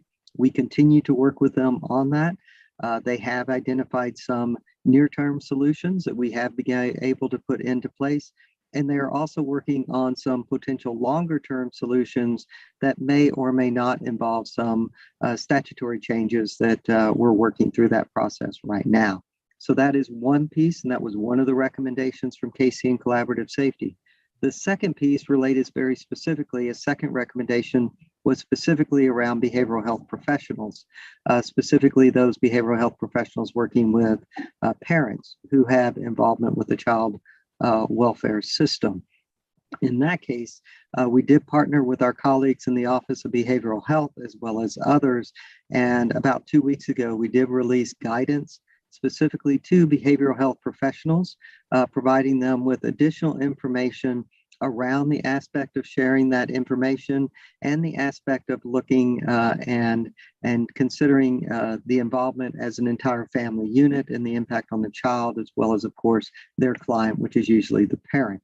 That is step one. That is one of the commitments that we made, and we did complete that, as I said, a couple of weeks ago, and be happy to share that with you if you haven't seen it. But at the same time, that is just the first step. We intend to continue to work on that because we realize it's probably going to be an iterative process in order to continue to provide that guidance and respond to questions that may come forward related to that. Bobby is involved in both of those work groups. And so if I may, I would defer to Bobby for any additional information she'd like to add on either of those 2 points. Thank you, Todd. I think just a couple things I would add. One is Representative Madigan. I think the information sharing issues are complex in some ways, and it can be from getting the appropriate release signed to I think stakeholders, partners understanding what information they can or can't share with the department and working through that process, to sometimes resistance to sharing information with the department and violating or damaging that relationship with their client are some of the things that I've heard. And I think, as Todd had mentioned, we recognize that the work to build those collaborative relationships in supportive families is deeper than providing a guidance document. And so I am part of those work groups where we're trying to both understand the issues and then seek feedback from the stakeholders that are involved so that we can brainstorm and develop solutions together. May I ask a follow-up? Okay, so so Bobby, this may be something you may be able to answer more. Will you be, I'm just thinking perhaps training or guidance around to behavioral health providers on how they can structure a release in a way that can help provide the information that is necessary, but also still protect confidential material. I mean, because I think many people don't know that you can make a release as restrictive or as broad as they want. So I would be interested in hearing kind of the work of that work group to be able to educate providers on how to do that in the way that best serves the needs of child safety and family preservation. Thank you for that question. I think one of the pieces that the department has done over the past several years is look at our own release of information and how we can include specific language related to the protection of mental health, substance abuse, and other protected records. And so we have that in there. And so when we're going out to meet with families, that's the release for different organizations or individuals that they work with that we're having them sign. Some providers will accept that. Some providers, the hospital systems in particular, want their own release signed. And so sometimes that results in our staff having to go back out and meet with the family to get a release signed, or the provider will state next time we meet with the family, we'll have them sign our release. So it can create delays in us being able to gather the information that we need to make timely decisions. Thank you. Thank you. Senator Claxton, followed by Representative Fay. Thank you, Mr. Chair. I wanted to flag as part of Dr. Landry's answer to a question from Senator Bailey that it may not have, to my mind, adequately conveyed the work that's ongoing and not awaiting further study and efforts. And I flag the weekend and nighttime coverage as a major effort to offload some of the demand and distribute the tasks that are expected of our caseworkers. And I also mentioned for the committee's edification, the idea of adding the paralegals in each of the district to try and offload the legal, judicial, administrative work that goes with those, as efforts of things are in play now that we're not waiting for any of the ongoing evaluation. It's a continuing iterative learning process. And I just wanted to flag that for folks who are feeling that things just don't move as fast as we'd like. So thank you for that. Thank you. Representative Fay, followed by Dr. Landry, I guess. I was going to say, if Dr. Landry had an answer to Senator Claxton's comments, that I'm happy to defer. Thank you, Representative Fay. If I may, Senator Libby. I do want to thank you, Senator Claxton, for making mention of that. The other thing that I would mention is I believe in our comments to the report, which I believe is one of the appendices to this report from OPEGA. We also speak to a number of other initiatives that are going on that we are also not, using your term, Senator, not waiting on to move forward with. And those include some of the examples I've already given as it relates to responses to and following up on the recommendations from Casey Family Programs and Collaborative Safety last year. So just to add on to your points from the legislative perspective of what the legislature is considering as part of budget initiatives or other bills, the office is currently still proceeding forward with these other activities in response to the recommendations as well. And so I appreciate the opportunity to share that additional add-on to the Senator's comments. Thank you, Representative, again.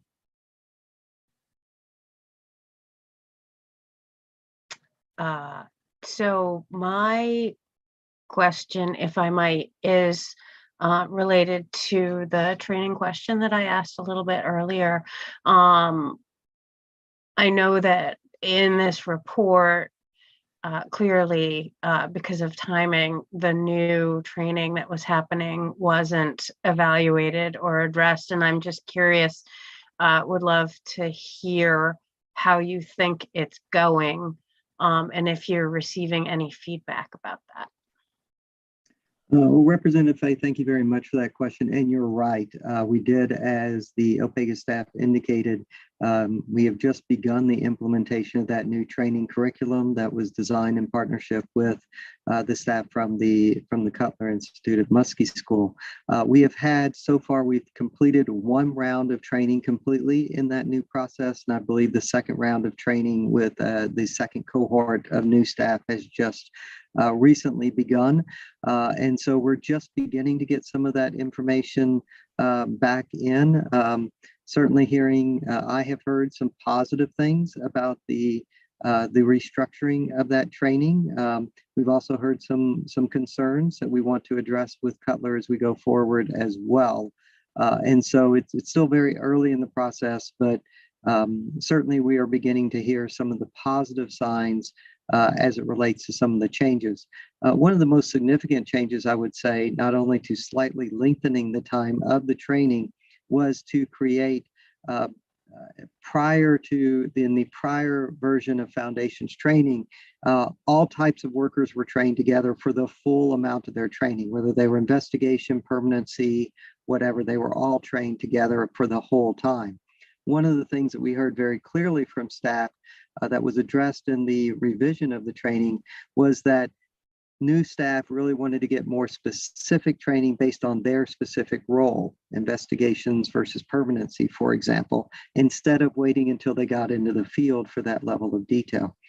We responded to that, and as part of the new training, there is still common training for everyone, but then they divide up into tracks, if I can use that term, that is more specifically then focused on investigation, permanency, et cetera. So they get more detailed training on their specific role as opposed to a larger, broader training for all staff. That has some really good positive aspects to that, in my opinion, and also it has the possibility of an unintended consequence, because certainly we know that staff, based on their desires and opportunities, can sometimes move from one role to another role. And so we also are going to be watching for that unintended consequence of, if they initially start out, for example, as an investigation worker and they move to a permanency role, how do we make sure that they're still caught up and appropriately trained for that new role as opposed to the original role that they were in? But those are the types of things that we're working through with Cutler, and those are the types of questions that we'll be monitoring as we move forward with the implementation of this new training structure. Bobby, you have other comments? Yes, I was just going to add, in addition, our trainers, in collaboration with trainers from the Cutler Institute, are doing workshops for supervisors and district managers around their role in supporting the onboarding of staff and the coaching, and also doing a larger training for our current staff around what it means to mentor and help their peers to learn the job when they're there in the field and in the offices with them. So we've tried to be really comprehensive in our approach to the changes we've made about how we support new staff in joining our workforce. Follow up, if I might. Please. Thank you. So, and I think I heard the answer to this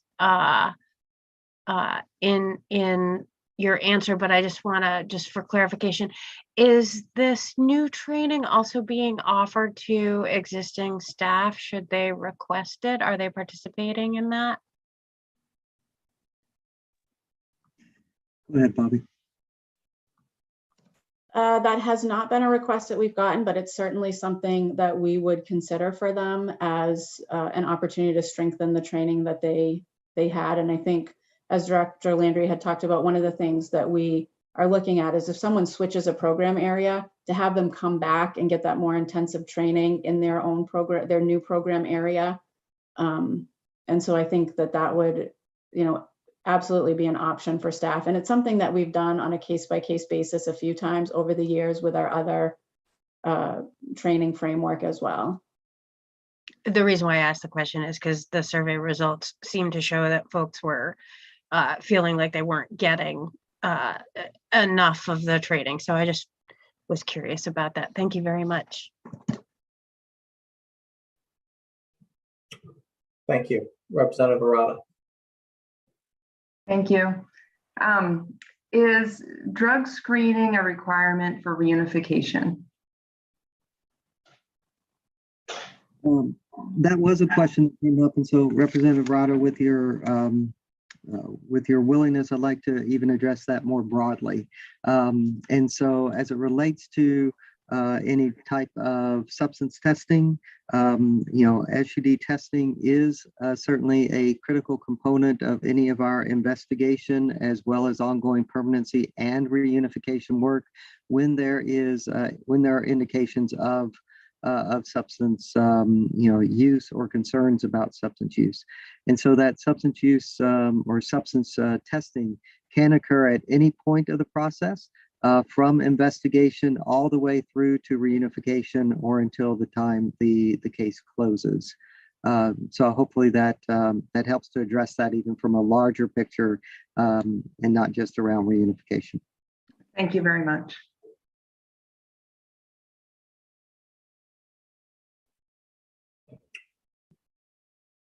Further questions or comments for the OCFS team?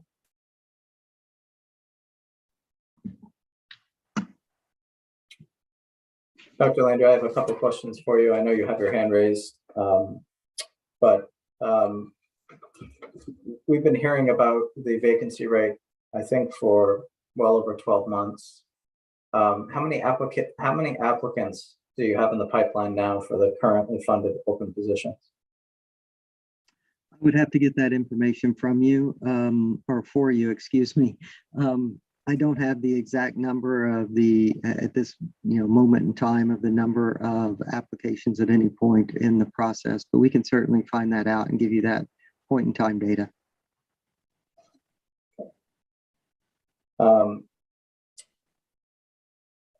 I think we've covered this topic, but the training component was identified in the survey as a major weakness. Over 68% of caseworker staff responded that they disagreed or strongly disagreed to the statement that the training prepared them to conduct investigations. The training, I think, is broader than just investigations, as I understand it. Can you speak to this portion of the survey in terms of how the Cutler Institute work is improving that part of the caseworker training? I can, and certainly my colleague, Ms. Johnson, can assist with this as well. So the training does involve specific job duty related training, as I indicated, particularly the new, the revised version of the training that went into effect in January. It also, though, includes some broader training aspects as well. So, for example, there's broader training around the impact of domestic violence on children and families. It includes information generally about substance use disorder. We also have information in the training about child development and some of the principles and research around child development and child brain development. So there's some of that general information that is shared that we believe provides a strong foundation of work in these roles. And then there's also the specific information related to job duties. I think when I came in 2019, and as we were looking at this and talking to staff in late 2019 and early 2020, one of the things we heard was that they didn't feel like the training was meeting their needs or all of their needs related to their job duties specifically. And so that in part is what we are attempting to address with this new version of training that we have designed with Cutler based on their research and study and review of other training programs across the country. So it is that collection and that combination of those two pieces. And perhaps, Bobby, if you'd like to add on with any other specific information about that. Before I turn it over to Bobby, I will also say that we recognize that training itself is a critical and important component. But the support and work that staff receive when they then begin to implement that training and information in conjunction with their supervisors is vitally important as well. And that is why, while it's not all the way where we wanted to be, I was pleased to see in the OPEGA survey results that they felt that most staff were receiving, significant and good support from their supervisors. And so we're attempting to address one piece while also trying to build upon the strength of the relationship and the work that the supervisors are doing with the caseworkers and further augment that part as well. So the two pieces really do go hand in hand. Bobby, do you have anything else you'd like to add? Yes, I was going to highlight that piece as well, Todd. And so the work that we're doing to prepare supervisors, managers, and their peers to be able to support that learning that happens when they return from the classroom training. In addition, by separating out into the program-specific areas, we've also been able to incorporate additional simulated learning opportunities for staff. And so they have more time to practice as part of the classroom training, the different components of their work that are really specific. So they get to practice an initial contact with a family and investigation. They get to practice a monthly caseworker contact. We also have strengthened, one of the things that I think staff had a lot of anxiety about, understandably, is testifying in court. And so we were able to strengthen the mock trial process, and we had some judges that assisted with this process, and AAGs and other stakeholders that were part of that, in helping our staff to understand what the experience is like, and then also to practice testifying on a child protective case. So I think the simulated experiences are one of the things that staff tend to feel like they get benefit from. Thank you. Representative Lemon. Thank you, Senator.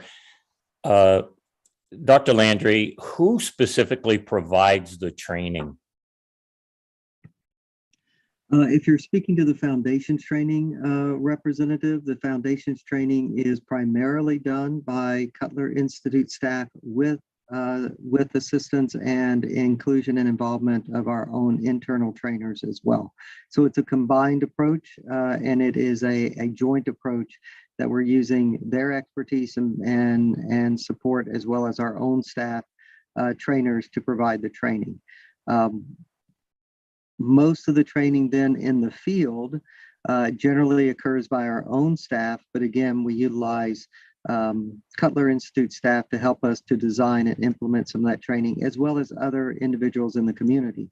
So for example, our partnerships with our domestic violence agencies, they sometimes will come in and do some very specific training for our staff around that topic, or behavioral health providers will do the same, or we'll pull from our own staff within the department, whether it be our staff in main care or Office of Behavioral Health, or our staff in aging and disability services. We'll utilize them to train our staff on very specific topics on an ongoing basis. Is this being performed in person? During the pandemic, we did shift to a virtual format of training, and currently we are still training in a virtual format. However, as we go forward, we anticipate we will move to probably a hybrid format, with some of the training being virtual, which alleviates some of the travel burden for some of our staff in parts of our state, but some of it being in person as well. So there'll be a combination as we go forward, but currently it is in a virtual format, as it has been since the beginning of the pandemic in 2020. Okay, well, that's where my concern is, sir. With the pandemic and you can't have it in person, I was wondering how you were doing some of the training. I would imagine you indicated would have to be in the field. And how was that performed with COVID, et cetera? The field work since June of 2020, so approximately 2 months after the beginning of the pandemic, the field work has always been done in person. So all of the field work is done in person, including the shadowing aspects of staff for new staff with our experienced staff. So those components, all of the field work and the work with, in many cases with our supervisors, has been done in person, and that has been the case since June of 2020. Thank you.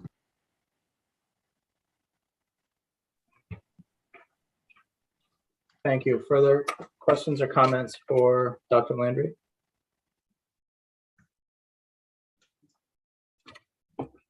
I try to save my questions for the end.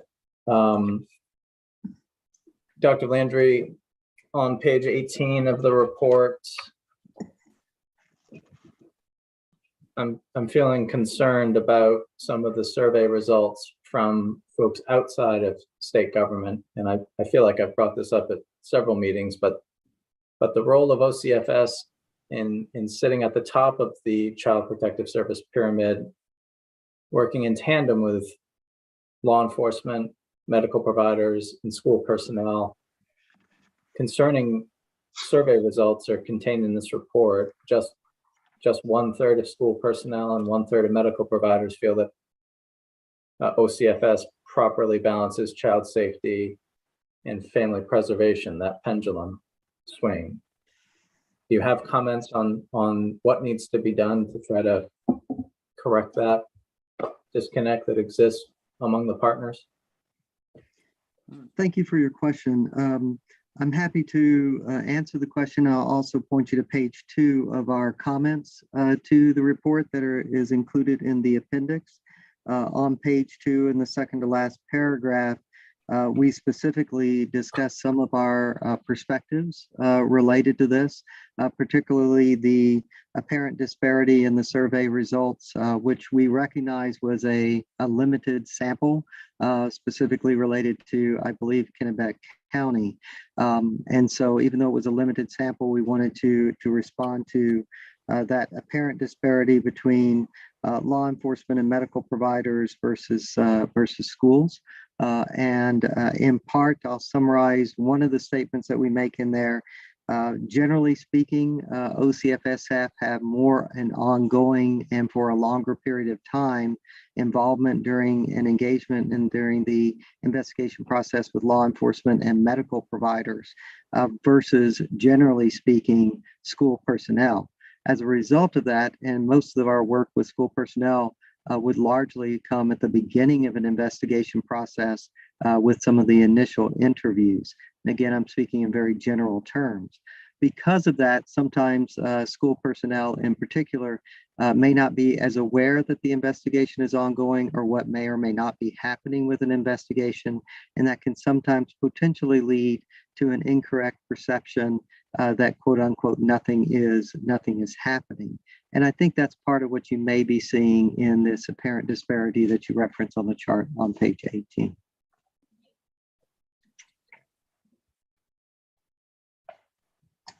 Okay. Not seeing any other hands at this time. Final comments, and I'll remind you, Dr. Lander, you will have the opportunity to make a formal statement at the next meeting. But clarifying information for questions that have been asked, is that what you're seeking to offer? Yeah, there were a couple of questions that, if I may, with your indulgence, answer, since it was asked during the presentation. Is that okay if I answer some of those relatively quickly? That would be fine. Thank you. Thank you. One of the questions that came up that we wanted to at least clarify was this question about custody versus the 6-hour hold. I believe the OPEGA staff addressed that in part, but wanted to add some more clarifying information about that. And it ties into, I believe it was Senator Kimes' question around what happens during the investigation period. So OPEGA staff was exactly correct. The department can only take custody of a child based on a court order, specifically a PPO or a custody order from the court. However, in partnership with law enforcement, we can request, and only law enforcement can then put in place a custody for the 6-hour hold. However, in our partnership with law enforcement on many of these investigations, that is an avenue that is available to our staff when the immediate or imminent danger to the child needs to be resolved. And so I did want to clarify that. And again, happy to answer questions about that. And then it is also important to note that that safety decision is first and foremost the question that is addressed during the early stages of an investigation. But there are other aspects related to that investigation, such as some of the risk questions that I believe it was Senator Deschambault perhaps mentioned. So there are other aspects of the investigation that occur during that full 35-day or so period. And so I wanted to clarify that it is that safety aspect that's addressed first, and then these other aspects that are addressed as part of that safety question, but independent from that safety question as well. Bobby, do you have anything else that you'd like to add on that point? Thank you. And then the second question that I wanted to at least briefly address was to Senator Deschambault's question. She actually brought it up, I believe, 2 weeks ago in the work session on the prior information brief.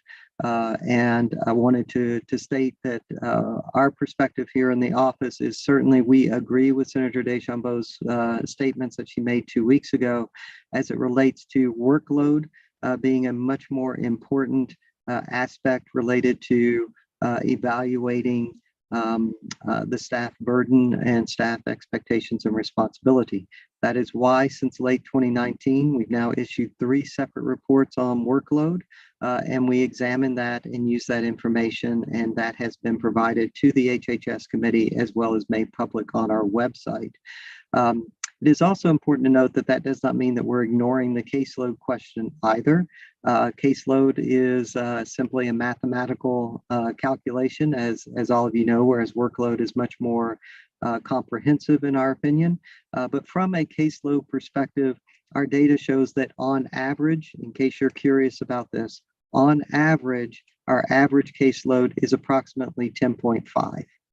It is higher for adoption workers, a little bit lower for permanency and investigation workers, but that's the mathematical average. And again, while that is a data point, we believe the workload question is a much more important data point, which is why our reports that we have made to the HHS committee and the legislature has focused on workload, because we agree with Senator Deschambault that that's a more appropriate way of looking at this question.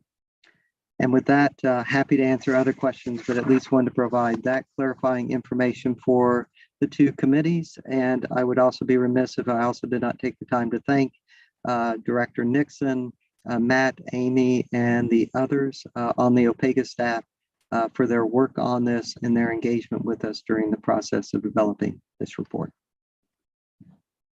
Great. Thank you, Dr. Landry. Thank you to the OCFS staff for joining us today. It doesn't look like we have additional questions, so we'll let you get back to your work. But again, thank you for your time and the information. I'm looking at the clock and we're approaching the 1 o'clock hour. The GOC still has remaining work to do on its agenda. So I'm going to suggest, unless there's objection, we'll put the committee at ease. HHS can continue with their work. GOC would reconvene at 1:30 to take care of the rest of their agenda. Is there any objection from GOC members on that course of action? Okay. To the HHS committee members, thank you for joining us. Thank you for participating and helping to enrich this dialogue today. I'd ask every member to take this report and think through the suite of bills that have been passed out of HHS and what additional action may be required to ensure we're doing everything we can to support OCFS and particularly the families and young people that they're charged with ensuring safety. So we have a few more weeks of legislative session and it looks like a bit more work to do. Senator Claxton. Just briefly, I think what we'll do the same thing as you're doing. We can reconvene for HHS at 1:30 and finish up our work then, if that's okay with folks. Okay. Thank you all for participating today. We'll say goodbye to HHS members and to GOC members. We'll see you back here at 1:30.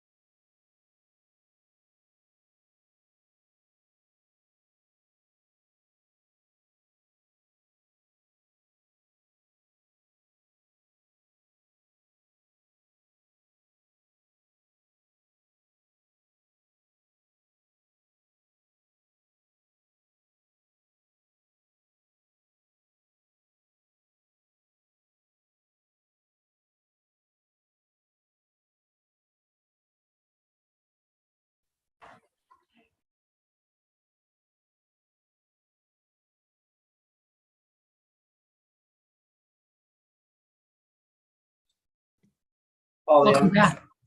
I'm just starting my lunch. We're still live streaming. Okay, But so we have 4 minutes. 4 more minutes. I'm gonna flip off my camera and I'll see you Okay, right sure. at 1:30. Okay, we have 4 minutes. All right, bye.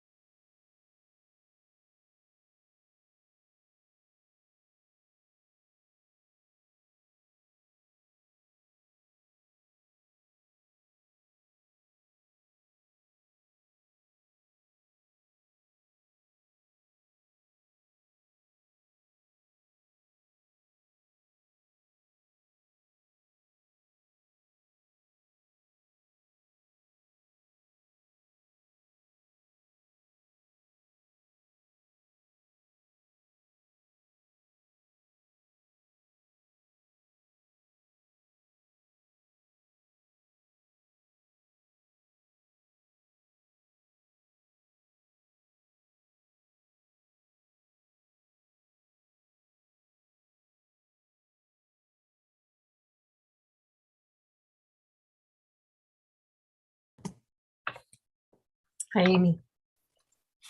Hello.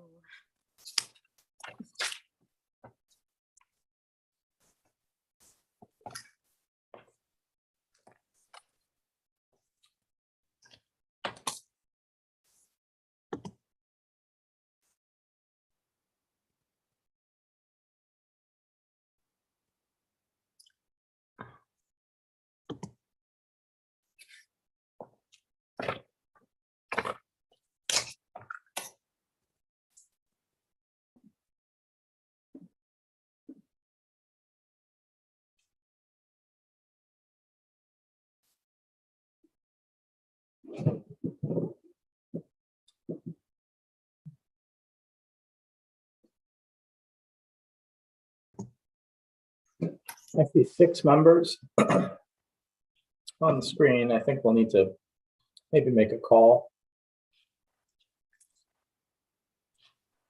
See if we can get 7. You know, we lost Representative Fay, Representative Miller, both, and Representative Bailey all had to go to AFA. Skipping AFA Senator just for Bailey. you. What's that? I'm skipping AFA just for you. It's your lucky day. We won't tell. As soon as this is over, I'll go. They'll carry on without me somehow. You'll have lots of other opportunity in the next 3 weeks, right? 2.5. Absolutely, yeah. Just a reminder, our live stream is still on. I know everyone knows that. Just want to make sure. Well, when we get double booked, what are we going to do? Right. Is AFA conducting business? Are they in a work session? They're in a work session, yes. They're doing what they call the low-hanging fruit. So small amounts of non-controversial items right now. Representative Barada, would you mind calling one of your colleagues in AFA so we could get Sure. Get a 1 vote out of the way? Actually, let me just pause for a second. We have a public hearing on seed capital report.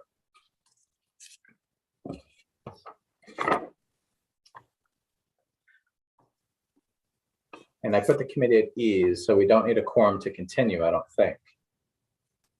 And I don't think Representative Millett will leave because he's our lead. Right. Our party lead, but maybe Representative Fay, but I don't have her number. I do. I'll try. Let me see if I can reach her. Well, before you call, do you have any parliamentarians here who can check my suggestion that we don't need a quorum to continue once we've already opened the meeting up?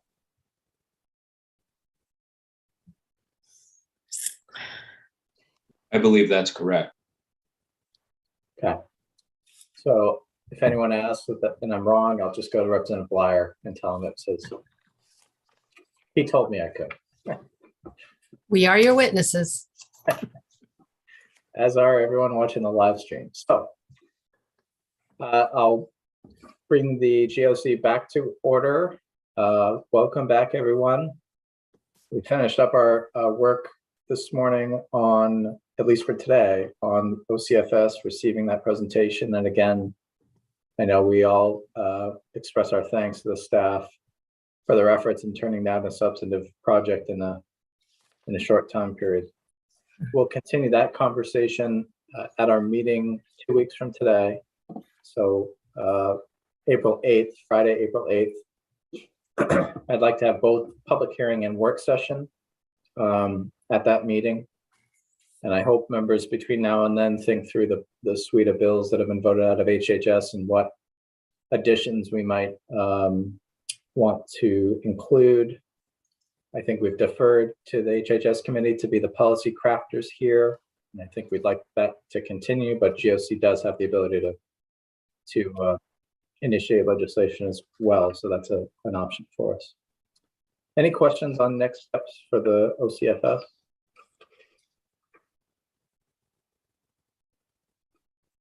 None.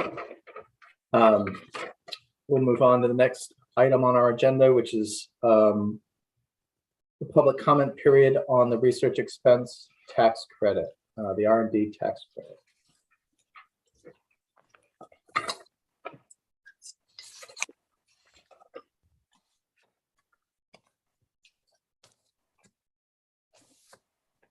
So it looks like we have two folks in the room who, or two folks in the waiting room. And it looks like I'm no longer a host, so I cannot move them in. I'll ask staff to move in Ms. Caprera and Mr. McLaughlin.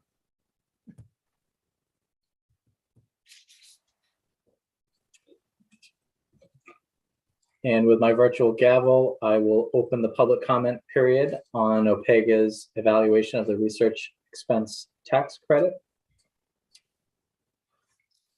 And we will start with hearing remarks from Ms. Caprera. Good afternoon, Ms. Caprera. Sorry, on mute. Good afternoon, Senator Libby, members of the committee. My name is Linda Caprera. I represent the Maine State Chamber of Commerce, and I am a resident of Winthrop. We are here to express our overall support for the research expense tax credit and just offer a couple comments with respect to this report. But first, I just want to say that we feel very strongly that the R&D tax credit is very important to the business community, and we feel it absolutely is essential that the state keep this credit. Maine companies compete on a global scale. R&D plays a huge role in maintaining that competitive edge for businesses in the global marketplace, is an important driver for economic growth, and is essential for developing new products and improving existing products. The importance of R&D cannot be understated. Maine's own strategic plan cites that promoting innovation is one of the strategies the state needs to focus on to grow our economy. The plan cites the need to partner with the private sector to increase R&D in Maine through the use of tax incentives, higher education investments, etc.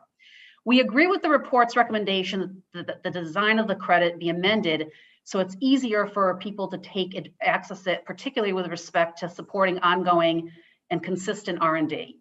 We also understand that one of the recommendations is for stakeholders to be involved in looking at the credit along with MRS and DECD. And we would very much like to be a part of that. So that's all really we have to say today with the report. We'll be available for comment. And again, we look forward to working with you folks on this because we feel very strongly it's very important that this credit be kept intact. Great. Thank you, Ms. Caprera. Questions or comments from committee members for Ms. Caprera? Seeing none, thank you. Thank you. Next up, Phoenix McLaughlin from DECD. Good afternoon. Yeah, Senator Libby, Representative Stover, and distinguished members of the Government Oversight Committee. My name is Phoenix McLaughlin. I'm the Tax Incentive Policy Manager for the Department of Economic and Community Development. I am here today to offer comments on behalf of the department in response to OPEGA's evaluation of the research expense for R&D tax credit. As the OPEGA report details, the R&D credit was enacted in 1995 and aims to lower the cost of research and development for companies conducting such work in Maine. Credit builds on the similar federal credit, which taxpayers are required to utilize to take advantage of Maine's credit. Maine's level of investment in research and development is far from what it needs to be. That's why our 10-year economic development strategy prioritized efforts to strengthen R&D investment as a part of its call to spur innovation. To increase the investment, the plan called for a combination of public subsidies, tax incentives, and higher education investments to incentivize private sector investment. The OPEGA report correctly points out that compared to other states, Maine is not a national leader in R&D investments as a percentage of GDP. However, Maine's technology-based companies, the businesses most likely to engage in research, development, and innovation, account for around 20% of our GDP. While the R&D tax credit may not be the sole factor in keeping these businesses operating in Maine and attracting new ones to our state, it is one valuable tool in the toolbox of federal, state, and local programs aimed at boosting research and development in Maine. That is why the department has previously testified in support of efforts to increase the value of the credit. We are grateful for OPEGA's work to review the impact of the tax credit and for the committee's commitment to oversight of these types of expenditures. The department is happy to work with MRS, the legislature, and other stakeholders, as recommended by OPEGA, in support of efforts to strengthen the credit, discuss ways to better market the credit, and ensure it is achieving its full potential. We strongly believe, however, that any changes must stay focused on creating new private sector investments in research and development in line with our 10-year plan. We would encourage those involved in improving this credit to retain its clear focus. It's an incentive for R&D investment in order to improve R&D investment. As always, we also encourage keeping in mind predictability for the businesses in our state that currently use this credit and provide critical investments in innovation. So increasing research and development investment in Maine is top priority for the department and the administration. Continuing to catalyze private sector investment, supporting efforts at public institutions like the newly R1 classified University of Maine, and continuing to support public sector investment through entities like the Maine Venture Fund, FAME, and the Maine Technology Institute are vital to our future growth and prosperity. I'm happy to answer any questions. Thank you, Mr. McLaughlin. Are there questions or comments from committee members? Seeing none, thank you very much for your testimony. Thank you. I don't see anyone else who's signed up to provide testimony. So with that, I'll close the public comment period. And I'm going to look to Amy for a moment here. Amy, we had generated some questions at the last meeting on the report, and staff have prepared some responses to those questions. They're contained in our package. Can you help point me to where they are? Tab 3.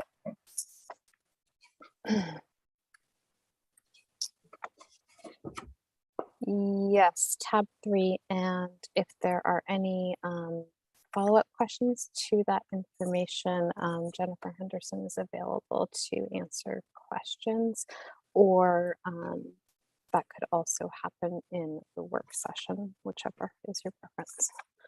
Great, thank you. I'm going to go out on a limb and suggest that we'll review these when we've got a full complement of GOC members at the work session at the next meeting, unless there's objection. Sound good? Okay. I think the same would go for the next agenda item, which is the director's report. Again, I said at the beginning that Lucia had something come up at the last minute, so unable to attend, unfortunately. So I'd be okay with moving this one forward to the next meeting, unless there's objection. Okay. With that, is there anything else we need to take up today? I may have missed, was there a discussion about the meeting summary from the March 11th meeting? Oh, thank you. I believe I must have skipped over that. So I'll just note for committee members, the meeting summary is contained in your packet behind tab 2. No votes required, but if there are any edits or suggested changes, now would be a good time to bring those up.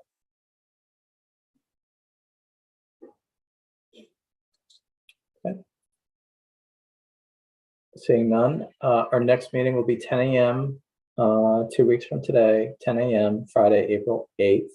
We'll continue our work on the OCFS report. I do want to note that chairs have decided we're not going to meet on April 22nd.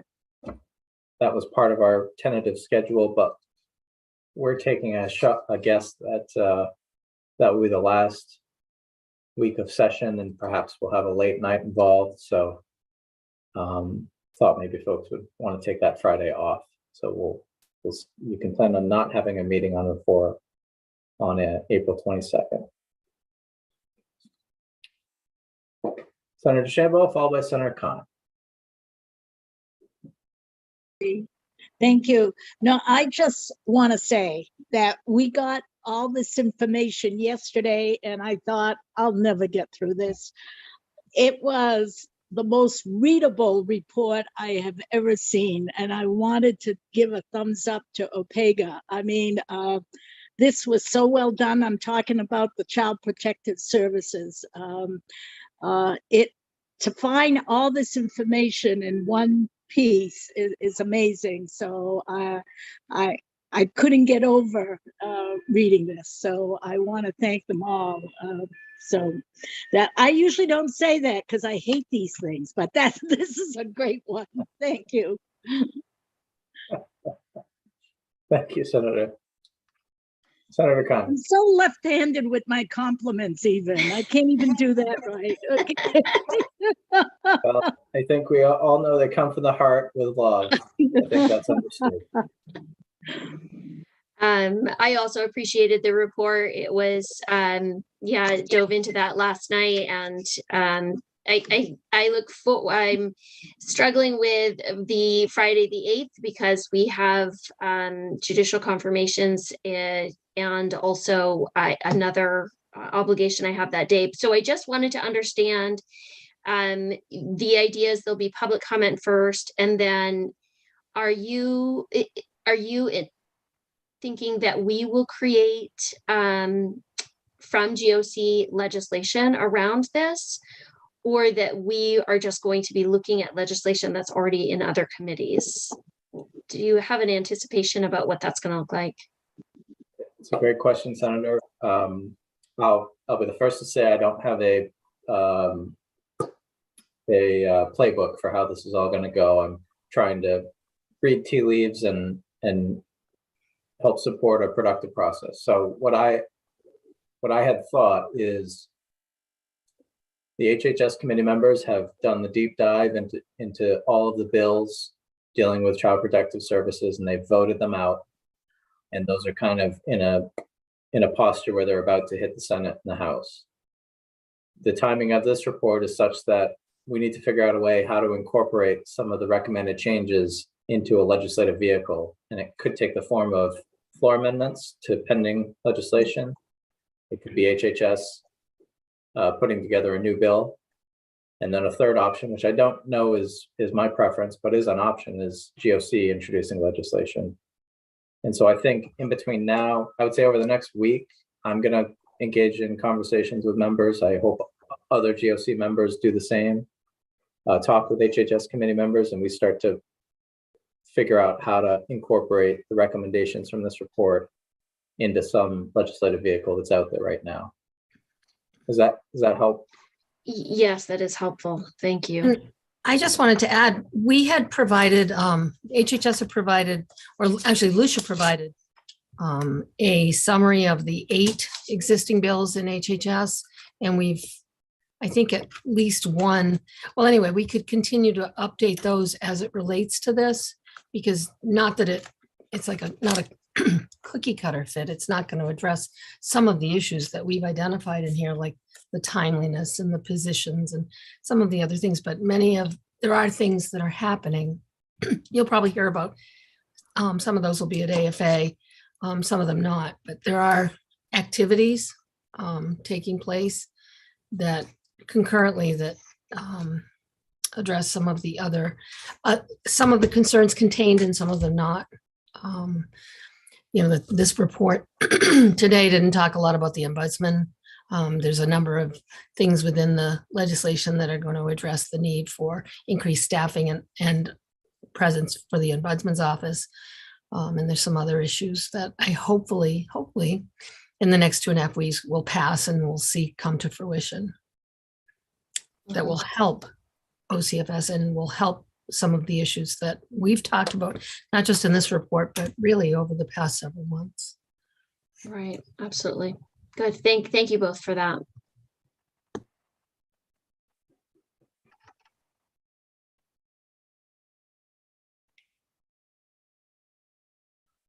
Okay. So I think we're nearing the end here, unless there's any other comments or questions from committee members. Amy, did we do everything we set out to do today? I think so. We did. Okay. Thank you. Appreciate your pinch hitting in Lucia's absence. Okay. Motion to adjourn will be in order. So moved. Moved by Senator Kime, seconded by Representative Stover. All in favor?